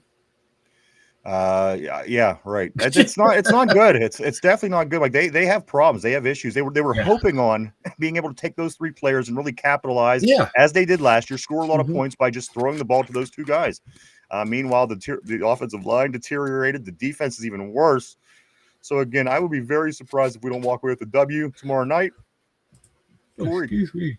Tyrone says the somber, probably the Packers game. Talking about Harrison. I'm not sure on that. Again, he's still not off the IR. I'm not sure what move they're going to make. And again, somebody has to go off. Yeah, because they have 20 days for when he's designated to return. Corey says, just for perspective, Aaron Rodgers has a winning record against every team on our schedule other than Indy. He's 1-4 versus Indy. And I listen, I don't think Indy's going to – I think we're going to do fairly well against Indy. Unless you truly believe that, Danny Dimes is that guy, and he might be.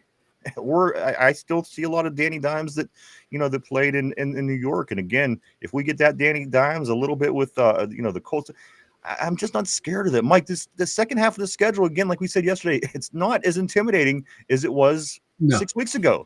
No, As you're sitting 5-1, as we hope to be tomorrow, these games just now you got to look at us as a good team and worry about the Steelers, Yeah, because the landscape of the NFL, man, is not what anyone thought it would be at the beginning of the year.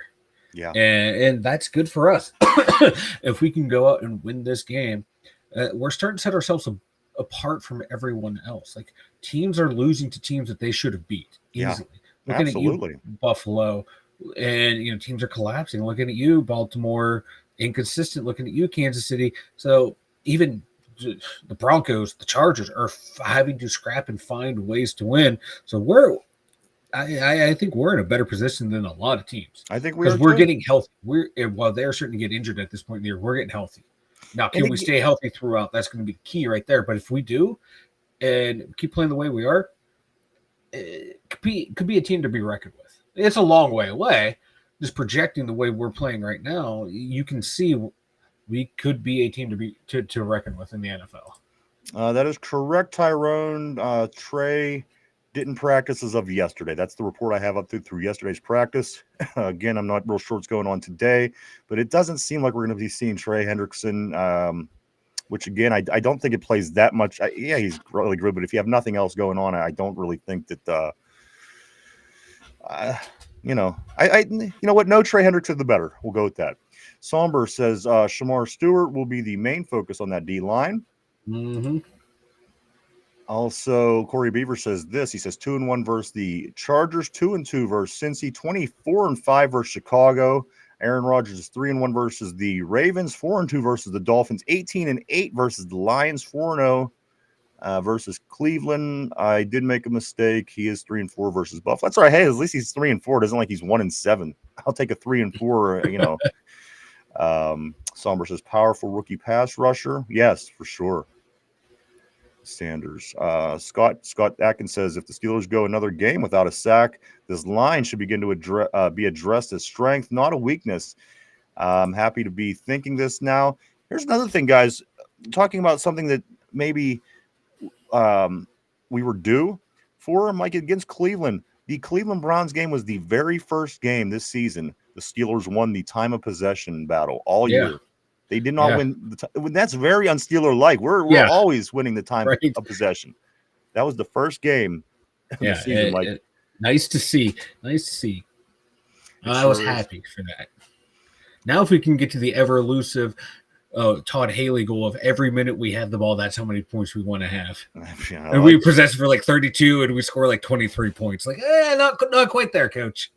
Mark Maloney saying Danny Dimes and Darnold are no joke. I agree with Darnold. I've been saying it all along. I was kind of lobbying for him to come here in the offseason, but I was told that, you know what? That was a product of being the Vikings. Maybe he's not that good. I liked him for multiple seasons, to be honest with you. Danny Dimes, he's still growing on me, Mike, because, again, it was so bad in New York sometimes. I just thought to myself, there has to be something good that comes from Danny Dimes, and it just never happened. So he has a better team, a better situation. We'll continue to follow that, Mike. But it's going to really take me seeing the Steelers play the Colts here in a couple of weeks to really get a feel for what Danny Dimes is. Danny Dimes needs a lot of talent around him. Yeah. He can't just have a good running game and some guys at receiver make plays happen. He has to have a dominant run game, a dominant line, and some really good wide receivers. Because his best year in New York, Saquon was healthy and kicking ass. That line was kicking ass, and I forget who his receivers were, and they were making plays for him. That's when he got that big-ass contract for $40 million a year, and then they started to deteriorate the team away from him, and you can see he needs a lot of help. And there's nothing wrong with that. There's not many quarterbacks that can do a lot with a little, but he needs a lot of help. I agree. Okay, sorry. I go right here. Mark Malone says we're looking to go 14-3. You know what? I think that's the pace. I think if everything goes the way the first third of the season went, I think that's what will land us right around 14-3. We got to remember, though, the schedule was significantly easier early on, so we got to keep that in mind as well. But if we keep up the play and we keep getting better at playing good football, I guess that is a possibility. So keep our fingers crossed on that. Mark Malone says 13-4 for sure. Again, still a very good, Mike. That's a very good record, and still can get you a number one seed in the AFC this year. I think to start the year, my floor was 11 wins, or my ceiling was 11 wins. My floor was 9. I think I'm getting ready to raise my ceiling to 12. All right. I think that might be where we max out. Tyrone says one game at a time. That's where I'm at. I'm focused on the Bengals. We got to get this win because, again, Mike, it changes the whole. It's a game changer. You lose to a team like the Bengals this week, now you're just like everyone else, right? If you want to continue, you're right. Stack them wins when the teams that you should beat them. Yeah, because that Buffalo's loss against Atlanta could come back and bite them in the ass. It sure can. Look, New England's right there. They jumped above them. New England's in first place. When was the last time you seen that? I think number 12 was on the team the last time that happened. 2017, 2019, I think. Yeah. Echelon Motion Pitcher says Ricky Scoops is back. Tyrone says, I'm so hype. I think this is TJ game. You know what? He's due to listen. He was very active. He did some things last week, but he is due for one of his big TJ Watt games. I'm talking a couple sacks. I'm talking a forced fumble. I'm talking about a recovered fumble. Yeah, he had an interception earlier this year. Yeah, but you know what? We haven't yet had that game where we're like, yes, TJ Watt is the best in the world. We need one of them games. And again, I think he's due for one of those games. Like maybe we'll see it in southwestern Ohio tomorrow night. Ricky Scoops, when he is saying, looks like Jacoby Myers is being shipped out of town. And Ricky Scoops, if you're a believer in him, it's a done deal. If you're a little skeptic of him, it might take a couple of weeks for this trade to happen. Feel the Steel. We're talking to Mark. See Tyrone. He always kills it versus the Bengals. It feels like this could be a big TJ Watt game. It does. And you're right. The Bengals are always a team that we, unless they're having one of their really good years, we tend to pulverize this team usually no matter what happens. Mark Malone says Dimes is turning it on, and I agree. It's what I'm seeing. I just I have to see us play him. That way, I'll personally be able to get a better feel for what it is that the opinion that I want to have of him. Scott says Steelers need to take the old Deion Sanders defensive strategy: nothing cheap and nothing deep. Make Chase and Higgins work for it and get frustrated. Treat them like the little brothers that they are. You know what? Make it hard all day on these guys. Because, again, these are going to be the guys that have to beat you. Make it hard as hell as you possibly can. That's not a bad idea, Scott. Mark Malone says, my predictions always stay the same. The chances, they never lead me astray. Echelon Motion Pictures says, Jacoby Myers, please come to Pittsburgh. Motion Pictures is definitely lobbying for Jacoby, which I would love. At this point, I'll take most of those people on that list that we talked about. Again, you get down to the end of it, Mike, sometimes it really feels like it's not even worth it. So I'd like something from that top tier. I'd like some Jacoby Myers. I'd like some Olave, some DJ Moore. Of course, everybody would love some Brown. But again, guys, 2 weeks and 6 days, we should have the answer to that. Field of Steel says, no, get off. Sucks, right, Mike? I'm not sure what that was referring back to. I apologize. If you see that, Mike, and you can figure that out. Echelon Motion Pictures says Patriots are trying to get Jacoby back. I can feel it. Hurry up, Pittsburgh, and make it happen. They want to make a move too. They're starting to feel serious in Foxborough. Talked about AJ Brown, Mike. He was certainly brought up. The Patriots were certainly brought up in that conversation as well. So they're looking for some of the same things we are. And if you know what, they beat Buffalo, they have a reason. They really have a reason to feel optimistic up there. So the Tyrone says, I think after this game, we're looking to trade, which I think that would be most ideal, right? You get past the Bengals, then you got the big games coming. So 2 weeks and 6 days, guys. It's going to be happening between now and then if it's going to happen. Corey says TJ is going to come in hot tomorrow night. Last game TJ played against them, they shut him down. He remembers that shit. What was that, a 1917 finish to wrap up the season last year? The Bengals did beat us, where TJ did go zeros, I think, across the board. He did. Well, I don't want to talk bad about Watt. I don't want Steele yelling at me again. All right. Go ahead. No. I'm hoping, like, TJ Watt played a really good game against the Browns. So he's due for a multi-sack game coming up. Aaron, I love the attitude. He says Steelers are going to the Super Bowl. John says, hey, what's up, dude? Always great. Big John Stud, middle name Mud. What's up, my man? John says, I'm going to the Chargers-Colts game. I'll give it. Awesome, dude. Nice. I wish I was in LA. I wish I could go to a game in California. I think that would be fun. Scott says, I want a player who really wants to come to the Steelers. For sure, dude. I want kind of like these other guys. Jalen Ramsey, and these guys are so happy to be here. They're successful here. Things are just working out. I'd like to continue to put the right pieces in place as we've done so far to this point. Echelon is saying at Scott, so you don't want a lot, Bay. Mike, few things. Let's get to a few things on off the board here for a little bit.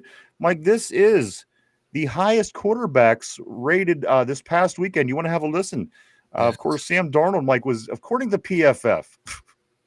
Or we're going to do it anyway. Like Sam Darnold last week, he was the highest rated quarterback with a 94.6. Like number 2, the second best quarterback last week was against the Buffalo Bills. That's right, Spencer Rattler. 93.2. Again, this is PFF, guys. Number 3, Drake May. 91 last weekend. Jackson Dart, number 4, 89.7. And number 5, Aaron Rodgers, the 5th best quarterback, according to PFF. Again, Aaron Donald, Spencer Rattler, Drake May, Jackson Dart, Aaron Rodgers. Hey, Aaron Rodgers made it. We'll take it. What else we got, guys? A few more things here. Let's see. Film. They were talking about film, Mike, from earlier in the week, getting ready. Watch the game against Cleveland, and then watch the game against watching Cincinnati. Yeah, Mike. It was said film that Derek Harmon. He was a brick wall versus Cleveland. Mike, you gotta love what Derek Harmon brings to the table. Taking Ogunjobi out, putting Derek Harmon in, getting some extra meat inside with this YA Black, the size on this guy, and then of course Benton, Mike. I think he's feeling it. He feels like if I'm ever going to do anything in this league, I have to start stepping up. You're seeing a little bit of improvement from him. Cam is going to be Cam. Whatever you get from Cam the rest of the way is Cam. But Derek Harmon, Mike, what he's able to do and brought back to this defense when he came back from his injury, you're seeing it. You're really seeing it week in, week out on the defense. He's killing it too, and I think he's tied for the lead or has the league amongst rookies in sacks with 2. Okay. And there's some pretty good edge rushers that were drafted before him, and hear him talking about stopping the run. He says he enjoys stopping the run more than sacking the quarterback. He's like, don't get me wrong, I love sacks, but he's like, there's just something about stopping the run and beating people up that just brings me joy. Absolutely. And I fucking love that attitude. That's what that D line needed. And they needed that guy that's a bully out there, and he was bullying that line.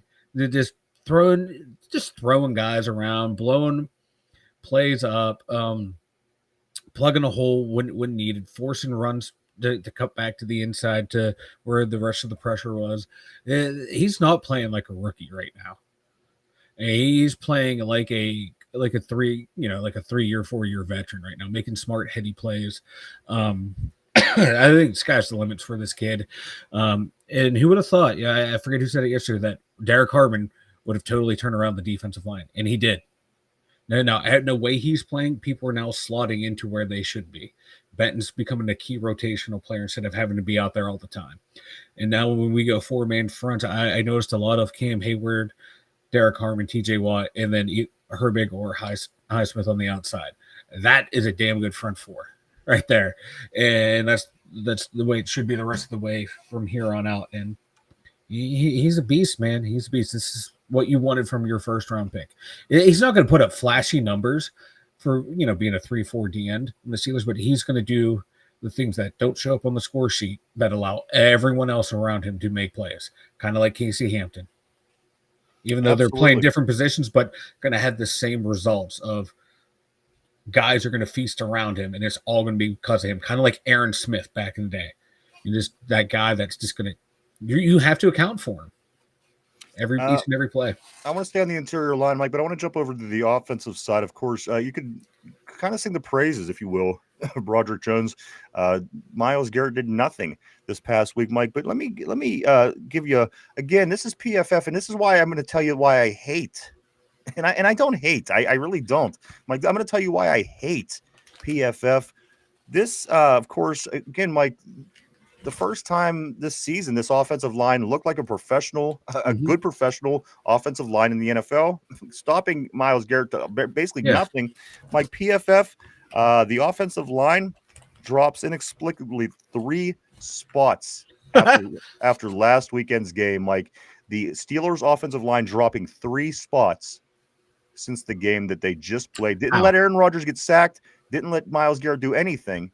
Mike, on PFF, they dropped 3 spots, the offensive line. Yeah, and we put up 100 on the best rush defense in the NFL. Yes. And we dropped 3 spots.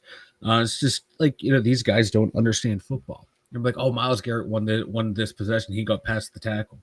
Go watch the film. You're going to see Isaac Samala sitting there waiting for him. Or you can see the play designed to go to the other way and Broderick Jones blocking someone else. Like they were. It's kind of like in sports. It's like he dummied that play. You're letting someone through. You're letting the ball go through, the puck go through. You're just letting the play go a certain way because that's where you want it to go. And some plays they were wanting Myles Garrett to come through because that's going to, the play's going away from him and they know he's not going to do that backside pursuit. They game planned around him perfectly. And when he would get through, guess who was waiting there? Sam All was waiting there for him because that's how it was game planned. If he gets us, we're keeping Sayamalu as a backup to Broderick Jones. And it was a brilliant game plan. And when they did leave Jones one-on-one, he didn't get beat a whole lot. So how we dropped down that far is comical. But it's PFF. Yeah. And it was founded by Chris Collinsworth. Chris Collinsworth doesn't like the Steelers, so it doesn't surprise me that anytime there's something for the Steelers, we are, you got to add like 5, 6, 7 points to their grades. That's why anytime anybody ever says to me, "This is what I got for PF," I just roll my eyes. I just roll my eyes because it's laughable most of the time. Yeah, certain players are way over elevated and certain players are suppressed. You would think that it's all narrative based. You would think that Myles Garrett was the second return of Christ after, the way they talk about this guy. The guy literally doesn't look, you watch somebody like Max Crosby, mm-hmm. I just want to say that, TJ doesn't look as aggressive. He gets the number, but there are guys that do look aggressive as he does. For whatever reason, he is the top of the world in PFF land. Mike, also the grades on the offensive line dropped, but this is what the rankings of the Steelers look like around the country, Mike. CBS has the Steelers ranked number 3 out of the 32 teams in the league. ESPN has the Steelers 12 out of 32. NFL.com has the Steelers 10. Pro Football Talk has the Steelers 5. The Athletic has the Steelers 11, best team in the league. And Mike, you throw all that together and create an average. The national average right now, the Steelers would be 8.2. So the opinion of everybody out there lands the Steelers at the 8th best team in the league, which I'll take, Mike. Again, 8 out of 32. Was anybody really expecting this? No, we were supposed to be, 28 out of 32, right. 26 out of 32. We're supposed to be picking inside the top 10. So I'll take it at this juncture. And like I said, look around the NFL landscape right now. Is anyone playing the way you thought they would be playing at this point? And, come on. Like I'm trying to think. Like no team has been consistent week in, week out. And Buffalo was looking like it, but then they're starting to the past couple games. They lose 2 in a row. Issues are starting to come up. Like it's starting like you stop the run, they can't do anything on offense. Let's see. Let's wrap up last week, Mike. This is what was. Let me find it. Where'd it go? There it is. DK Metcalf, Mike. He when asked about the AFC North, of course, him and Aaron and all kind of guys getting their first AFC North action. This is what DK Metcalf said in response when asked about last week's game against Cleveland in his first battle in the AFC North, Mike. DK Metcalf says, quote, "It was fun kicking the Browns' ass on his first taste of the AFC North, Mike. I like it. I like it a lot. Me too. Kicking the Browns' ass is always fun. It truly is. Too. It's like, we know that the Browns, but kicking their asses, Yeah, I can't wait till DK gets to experience Ravens week. Him and Jalen Ramsey, I think they're going to fucking love it. I do too. I think they'll play a big role. Also, Mike, Cam Hayward upset about the field conditions from the game on Sunday. They are getting new turf. It is being put in. It's all ripped up right now. If you go to Heinz Field, it looks like the monster truck rally is going on with the dirt. But they will be back in place by the time we do get ready to face Green Bay at home next week, of course, after Miles Killebrew gets injured with a serious injury on the turf. And also Boz, he avoids injury on a missed field goal attempt late in the game. But you know what? James Harrison, he chimes in on what is being said by Cam and other Steelers. James Harrison says he warns the players that Pittsburgh's field will only get worse. Oh, yeah. It's going to definitely November, December is going to be an absolute shit show. Absolutely. Especially after those high school championship games is usually when it really gets bad. But at least in those conditions, it's cooler and the field seems to be firmer. It's not going to be as slick as it was this week, but it's got to get a lot better. Also, Mike, moving forward, Aaron Rodgers feels like himself after admitting to being tighter to begin the season, Mike. Not so tight now. He's feeling back to being loose. Aaron Rodgers. Do you see the difference in him from week to week? Do you think because I can. Now that I it's can. being said, you could definitely see it, Like, what this means. you go back and watch that Seattle game. I Yes. keep referencing it, but he didn't look. He didn't look. He was like had that look in his eyes, like Ben had his last year. Like fuck, man, I probably should have hung it up. I'm just not Right. feeling it today. And he played like it, but since that game, each week he seems like he's having more and more fun. We definitely saw it in that Dublin game. How much fun he was having out there playing football. And when you're having fun, I like when Aaron's having fun. when you're having fun as a pro athlete, nothing can go wrong for you. It's just you're like you said, you're playing loose. He's not up here. You're not He's thinking not too much. up here. You're playing. You're just going out there and playing and having fun. And it seems like he really enjoys the guys around him. And that's what a lot of the natural athletes do. They don't. They just do it because they're so athletic and so talented. They don't have to do that extra thinking, Mike. And that's why they can't coach. Yeah. It's like they have the natural ability. You can't teach that. I just do. I know what I got to do, and I do it. I see 5 moves ahead out there in the field or on the rink. I know what to do. You can't coach that. And that's why, like, the dudes who had to scrap along the way are better coaches. They actually had to learn everything, the minute details. Mike Chad Johnson, Ocho Cinco, the former wide receiver for the Cincinnati Bengals. He says this leading into the game this Thursday night. Chad Johnson, Ocho Cinco, whatever you want to call him, Mike. He says, quote, the Bengals definitely going to beat the Steelers. The Bengals are definitely going to beat the Steelers. I admire the confidence that Ocho Cinco has in his team. That's dedication. That's loyalty to the team right there. Hey. But I think it might be misguided, but, I can respect that. All right, let's get back to the board, Mike. I don't want to leave everybody out. Pretty. So here we go. I'm going to go right here. Right here. Right here. I don't know where I'm going. Right here. See, this what it does now with the change, it doesn't have the times, it doesn't have the stamp, so I don't. Does it? No, not on mine at least. Mine does. I don't know. I don't like that. All right, so John, he's going to the game. I want a guy who really okay. So right here, Tyrone does not. He does not want. Who does he not want? Tyrone does not want somebody because of too many concussions. Olave.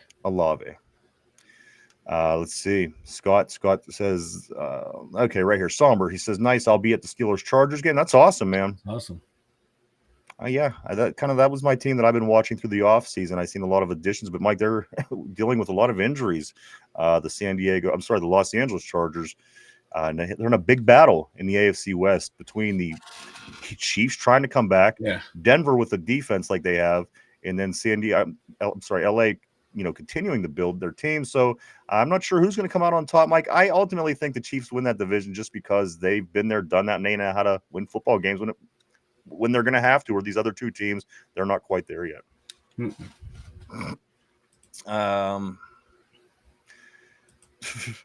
Jamal, okay, I see this whole thing playing out. Yeah. Let's just walk through it. He says, I think we just traded for A.J. Brown. Tyrone told him to stop.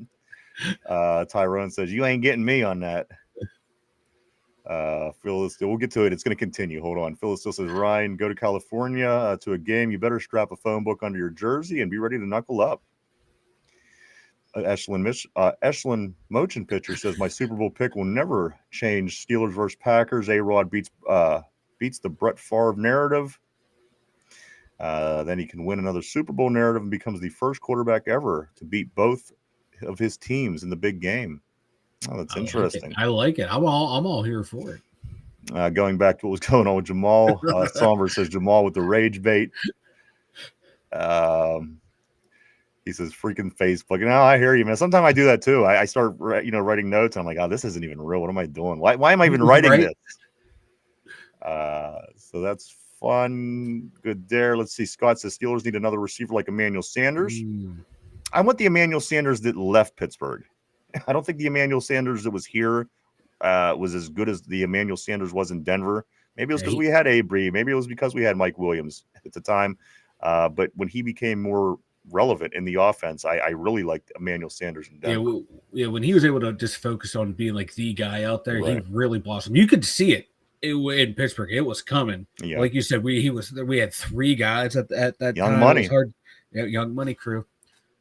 Let's see. Tyrone says, Jacoby Myers, get it done, Omar. I'll take Jacoby Myers in a minute. This is going to make my decision even harder, Mike, as I go to buy my Steeler jersey after we get to these tough games. I think I'm going to get one. I think I'm going to go with the yellow, the throwback jersey, but I don't know who I'm going to get yet. But adding Jacoby Myers isn't going to make the decision any easier. Tyrone says offense going to be just like last week, heavy tight end sets since Calvin Austin III is out. It worked. Why change it? And especially it was a good defense, and they managed to make it happen. So I think against Cincinnati's defense, it should do considerably better. Yeah, a lot of people are saying, well, we got to wait to see how this team does against a good defense. And Cleveland, say what you will about them, they are a damn good defense. They sure are. Corey says, here's a positive that sounds like a negative. I'm glad we didn't see a lot of Black Sunday because that means we had them in mostly passing down situations, which also means we play complete D. Mark Malone says, yeah, dude, more jumbo sets. It's working. Fuck yeah, it is. Ashland Motion Picture says, does anyone know how much the cap space we have? Mike, that's looking that up right now. Okay, Mike, I would say around like 10 to 12, I think, but I'm pulling it up. Tyrone's saying 21 million on the board. Oh, yeah, it is 20. Yeah, 20 to 21. Yep, my bad. All right. Let's see. Corey also, why are our rivals talking gay shit? Miles talking about running naked at our offensive line, and Jamar talking about getting plugged. The North is a little zesty this season. We'll find out. We'll find out after we raw dog the Bengals this week. Right. What's up, Vegas? Great seeing you, dude. Happy to see you made it today. Tyrone 17 and a half. Aaron... I'm for over the cap has us at like around 6.5. Spot Track has us at 20 million in cap space. So in that range, take your pick, fellas. Yeah. Aaron says, didn't PFF have Aaron Rodgers at 37 best? You know what? Again, what a joke. I basically just talk about it as a joke now, Mike. I cannot take PFF seriously. I just can't. It's so silly. Echelon says, yeah, go get a dog. Mark Malone says, over the cap has us at 6.45. Yeah, I'm not sure. That's Mike's area of expertise. Yeah, those are the two that I use, over the cap and Spot Track, and it's all over the place. It is all over the place. Mark Malone says, yeah, but crap, we don't have many players under contract in 2026. Follows it up by saying Rodgers had to go to a dark place to get right. He did, didn't he? He got married. Tyrone says, in Rod we trust, man. That's right, dude. You know what? This is the best I felt about this team in quite a few years. So, you know what? We're going to run with it and try to do what we can. Tyrone says, DK finna cook this game. They corners small. Britt, they best. Well, yeah, you're right. The defense is bad. They're historically bad. This is why I'm feeling really, really confident about this game. Vegas has lots of guys currently on their last year. Their contracts can be replaced, though. There's like 5 to 7 that we should resign. Like we will be talking shortly. I mean, not today, but moving forward is Calvin Austin. Does he get extended when his time comes around? Is he worth it enough? I don't know. Not available enough, right? Unfortunately. We're going to pay you to not be available for the next 3 years? Vegas says, buy a TJ Frazier or Harmon jersey. Yeah, those are all great ideas. Sean Elliott, that's a sleeper jersey right there. You know what? I like all. There's so many guys. As I mentioned yesterday, there's about a half dozen guys that I would love. I would love to get their jerseys. Vegas has lots of the guys currently on their last year. Oh, yeah, we did get that one. Corey says, next thing you know, Derrick Henry is going to be calling Mike T daddy. Oh, shit. It's a huge range, 6 million or 20 million. It is. Again, this is not my area. Mike would be able to answer more accurately for you. Tyrone says, I have TJ, Troy, Joey Porter Jr., Minka, George Pickens. I think I'm getting, you know what? I'm liking that Ramsey. I'm liking the yellow Ramsey a lot, actually. The throwback that we're going to be wearing against Green Bay next week. I would love. That's the one I have my eye on. That's number one on my list is Jalen Ramsey in the yellow. And then Mark Maloney says, over the cap is usually always accurate. They have each contract broken down by year. Need to prioritize Herbig. Absolutely. No two ways about that. And Mike, before we do get into as we start rounding third, I do want to say this: there was a little bit of action at practice yesterday, Mike, because of injuries. I think the Steelers hosted special teams ace George Odom for a visit on Tuesday's practice. He played with San Francisco, of course, with the injury to Miles Killebrew. I think they had George Odom come in for a little visit, Mike. So again, just another name kind of coming and going. You may not see him on a practice squad. Who knows? That also happened yesterday. Yeah, former Steeler Brendan Fajoko, he on Twitter, he was saying like the Steelers need to sign this guy. He's like, when we were there and preparing for San Francisco, like there was a whole presentation on him, like for the special teams unit of watch this guy because he can wreck a special teams unit. And if you're looking for someone to replace Killebrew and just be a special teams guy, go get him. Could be the guy. Let me see. Vegas says Deshaun the Anvil Elliott is a good one too. I would like his shirt. I would like so many guys. Again, DK Metcalf, Elliott, Ramsey. I'd even get an Aaron Rodgers jersey. Will you get a Caleb Johnson jersey? Not yet. I wouldn't get a Caleb Johnson jersey yet. But there's definitely a lot of guys I would certainly get.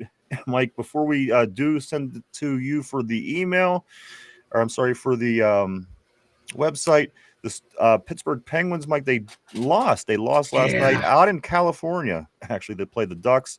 The Ducks went 4-3. The Penguins are 2-2 now, Mike. Their next game is tomorrow night as they go to LA to play the Kings. Why don't that's at 10 o'clock tomorrow, Mike? Why don't you go ahead and tell everybody about the website? The 2dumyinzers.com. Check it out, everyone. We got all of our social media links over there. We got Vanilla Thunder's Dumb Thoughts and the merch store. We can get you. We have Derpy t-shirts over there, so check it out. We do have Derpy. I wish Derpy would have t-shirts. Yeah, I know, right? Hey, man, I forget who it was, but someone started the t-shirt fund for Derpy, so I appreciate that. Check it out at the2dumyinzers.com. Go check it out, everybody. www.the2dumyinzers.com. That's www.the2dumyinzers.com. And Tyrone says, yeah, he needs Elliott too. Phil says, fellas, just watched the Randall L kickoff return for 99 yards versus the Bengals. It's going to happen. You get a feeling something, we're going to have some big things happen tomorrow night. Somber says, I need 80, 30, and 51, maybe 6. If Patrick Queen's another one. Listen, any of these new guys who are single-digit numbers, I don't know. These jerseys are nice. I like them. Number 6 at linebacker, number 4 at receiver.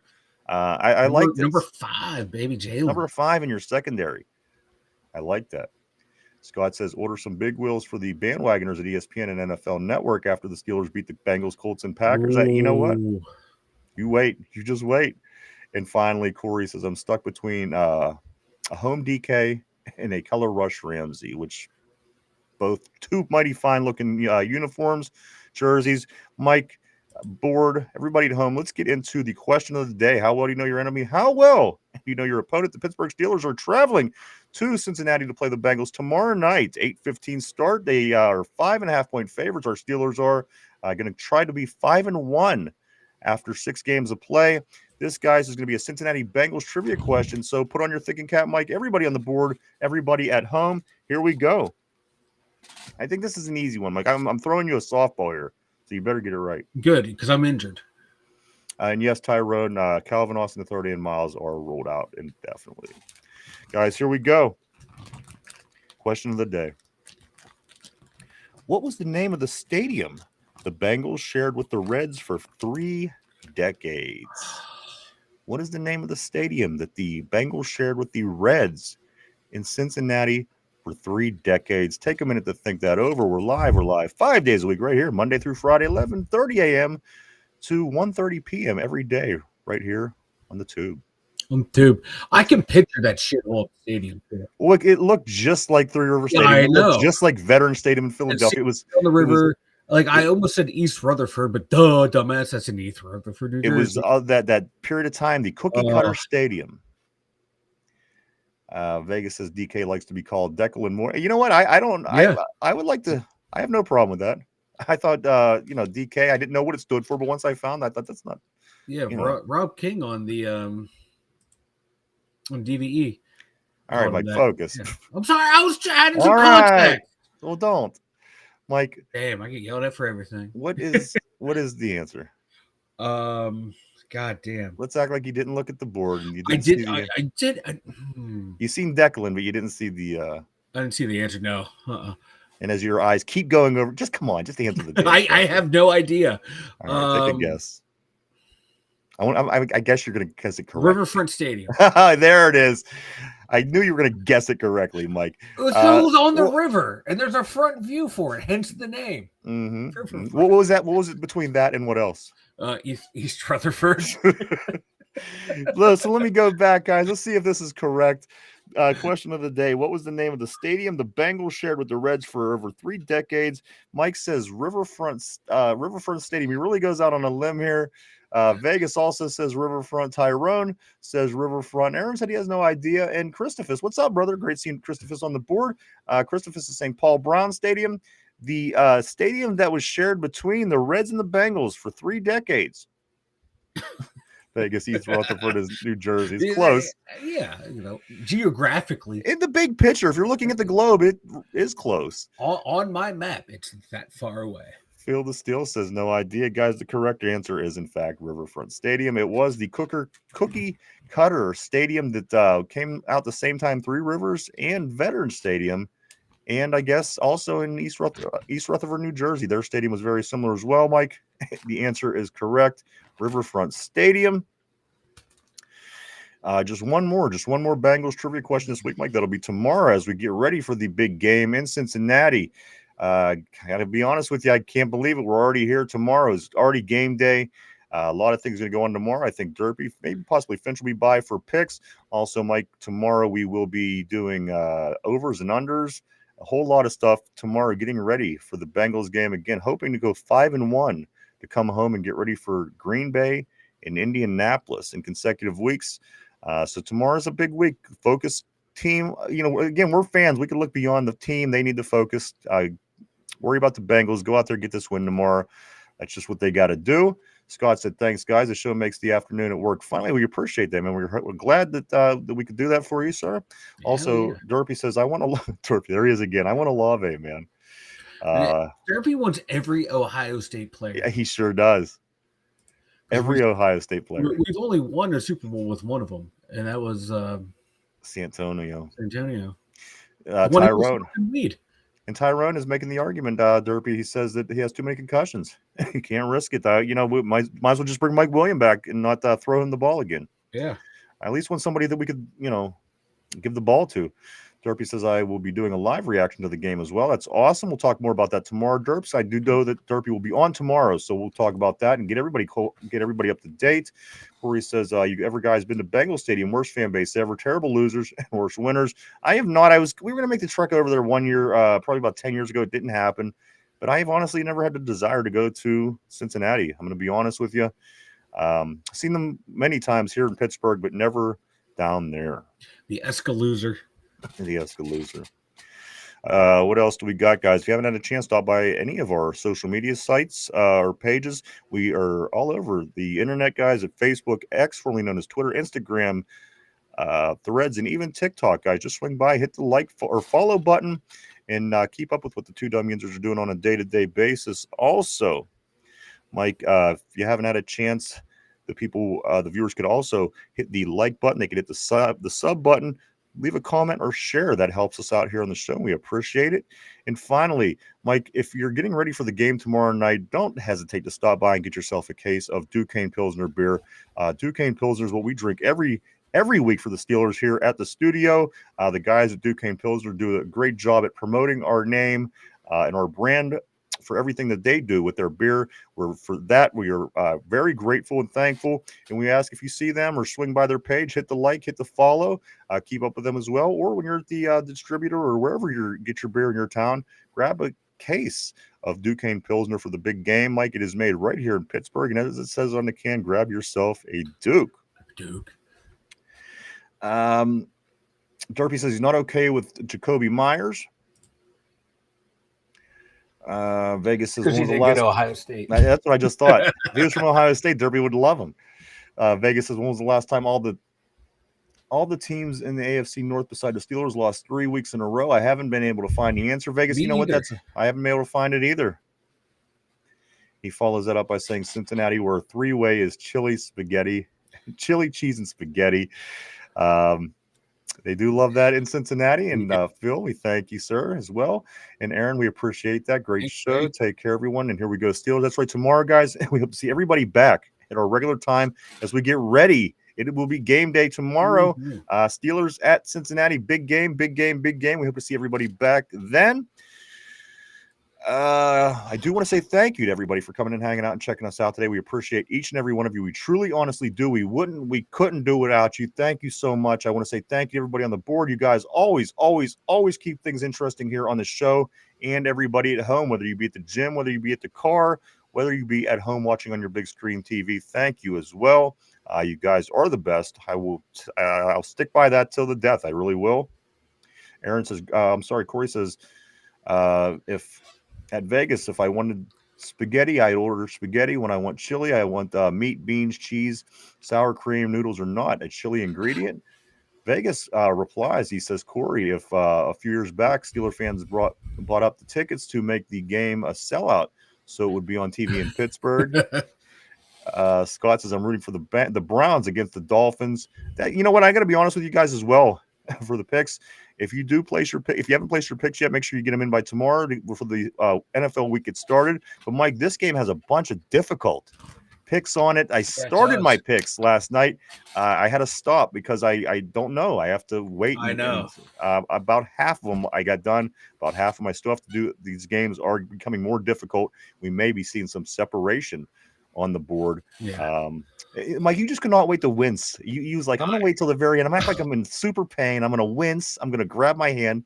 You sat there for 2 hours and didn't do that. Go ahead. Tell us a little bit about your hand, and then we'll get going. No. We're fine. Dude. No, I was gonna say I was getting my did my preliminary picks, and that was the same way. It's like this is difficult, and yes, my hand was killing me. But no, I see what you're saying, Scott. And guys, yes, if Miami loses, Jalen Waddle may become more available. So I'm liking that as well. I don't think the Browns are going to be a threat. So if that happens, it happens. Christopher says we're going to trade for Rashid Shaheed or Jacoby Myers by Friday. Also, guys, just 2 weeks and 6 days is the trade deadline. Jamal says join the watch party if you guys. If you want guys game blitz with Izzy 6, check him out right here on YouTube for the game. Also. Tyrone, let's see. Vegas says, I don't want to trade anyone that will mess with the roster depth. Just add by using future picks only. A lot of great stuff on the board today, guys. We hope to bring it tomorrow for game day. Again, we'll meet right here back at our normal time in the morning. Mike, speak now. Forever hold your peace as we get ready to wrap the show up for today. I think Cam Hayward needs to take a look at me and how I played through an injury. Next time you get he cries as much as you do. Next time you get a little strained vagina, just think back to what Big Sexy, aka Vanilla Thunder, did and soldiered through. You can do the same thing, big guy. There you go. Wiser words have never been spoken. There you go. I'm ready to pull the Ronnie lot and just cut off my middle finger. All right. Hey, I'm here for it. But no, thank you so much, guys, for coming and sticking around today. We appreciate each and every one of you. We hope to see everybody back tomorrow. You were all awesome, every single one of you guys. Tomorrow, regular time for myself, for Mike in the Steeler Central Mobile Studio for the Two Dumb Yinzers. Everybody have a great hump day. We hope to see you back tomorrow. Have a great one. Bye-bye.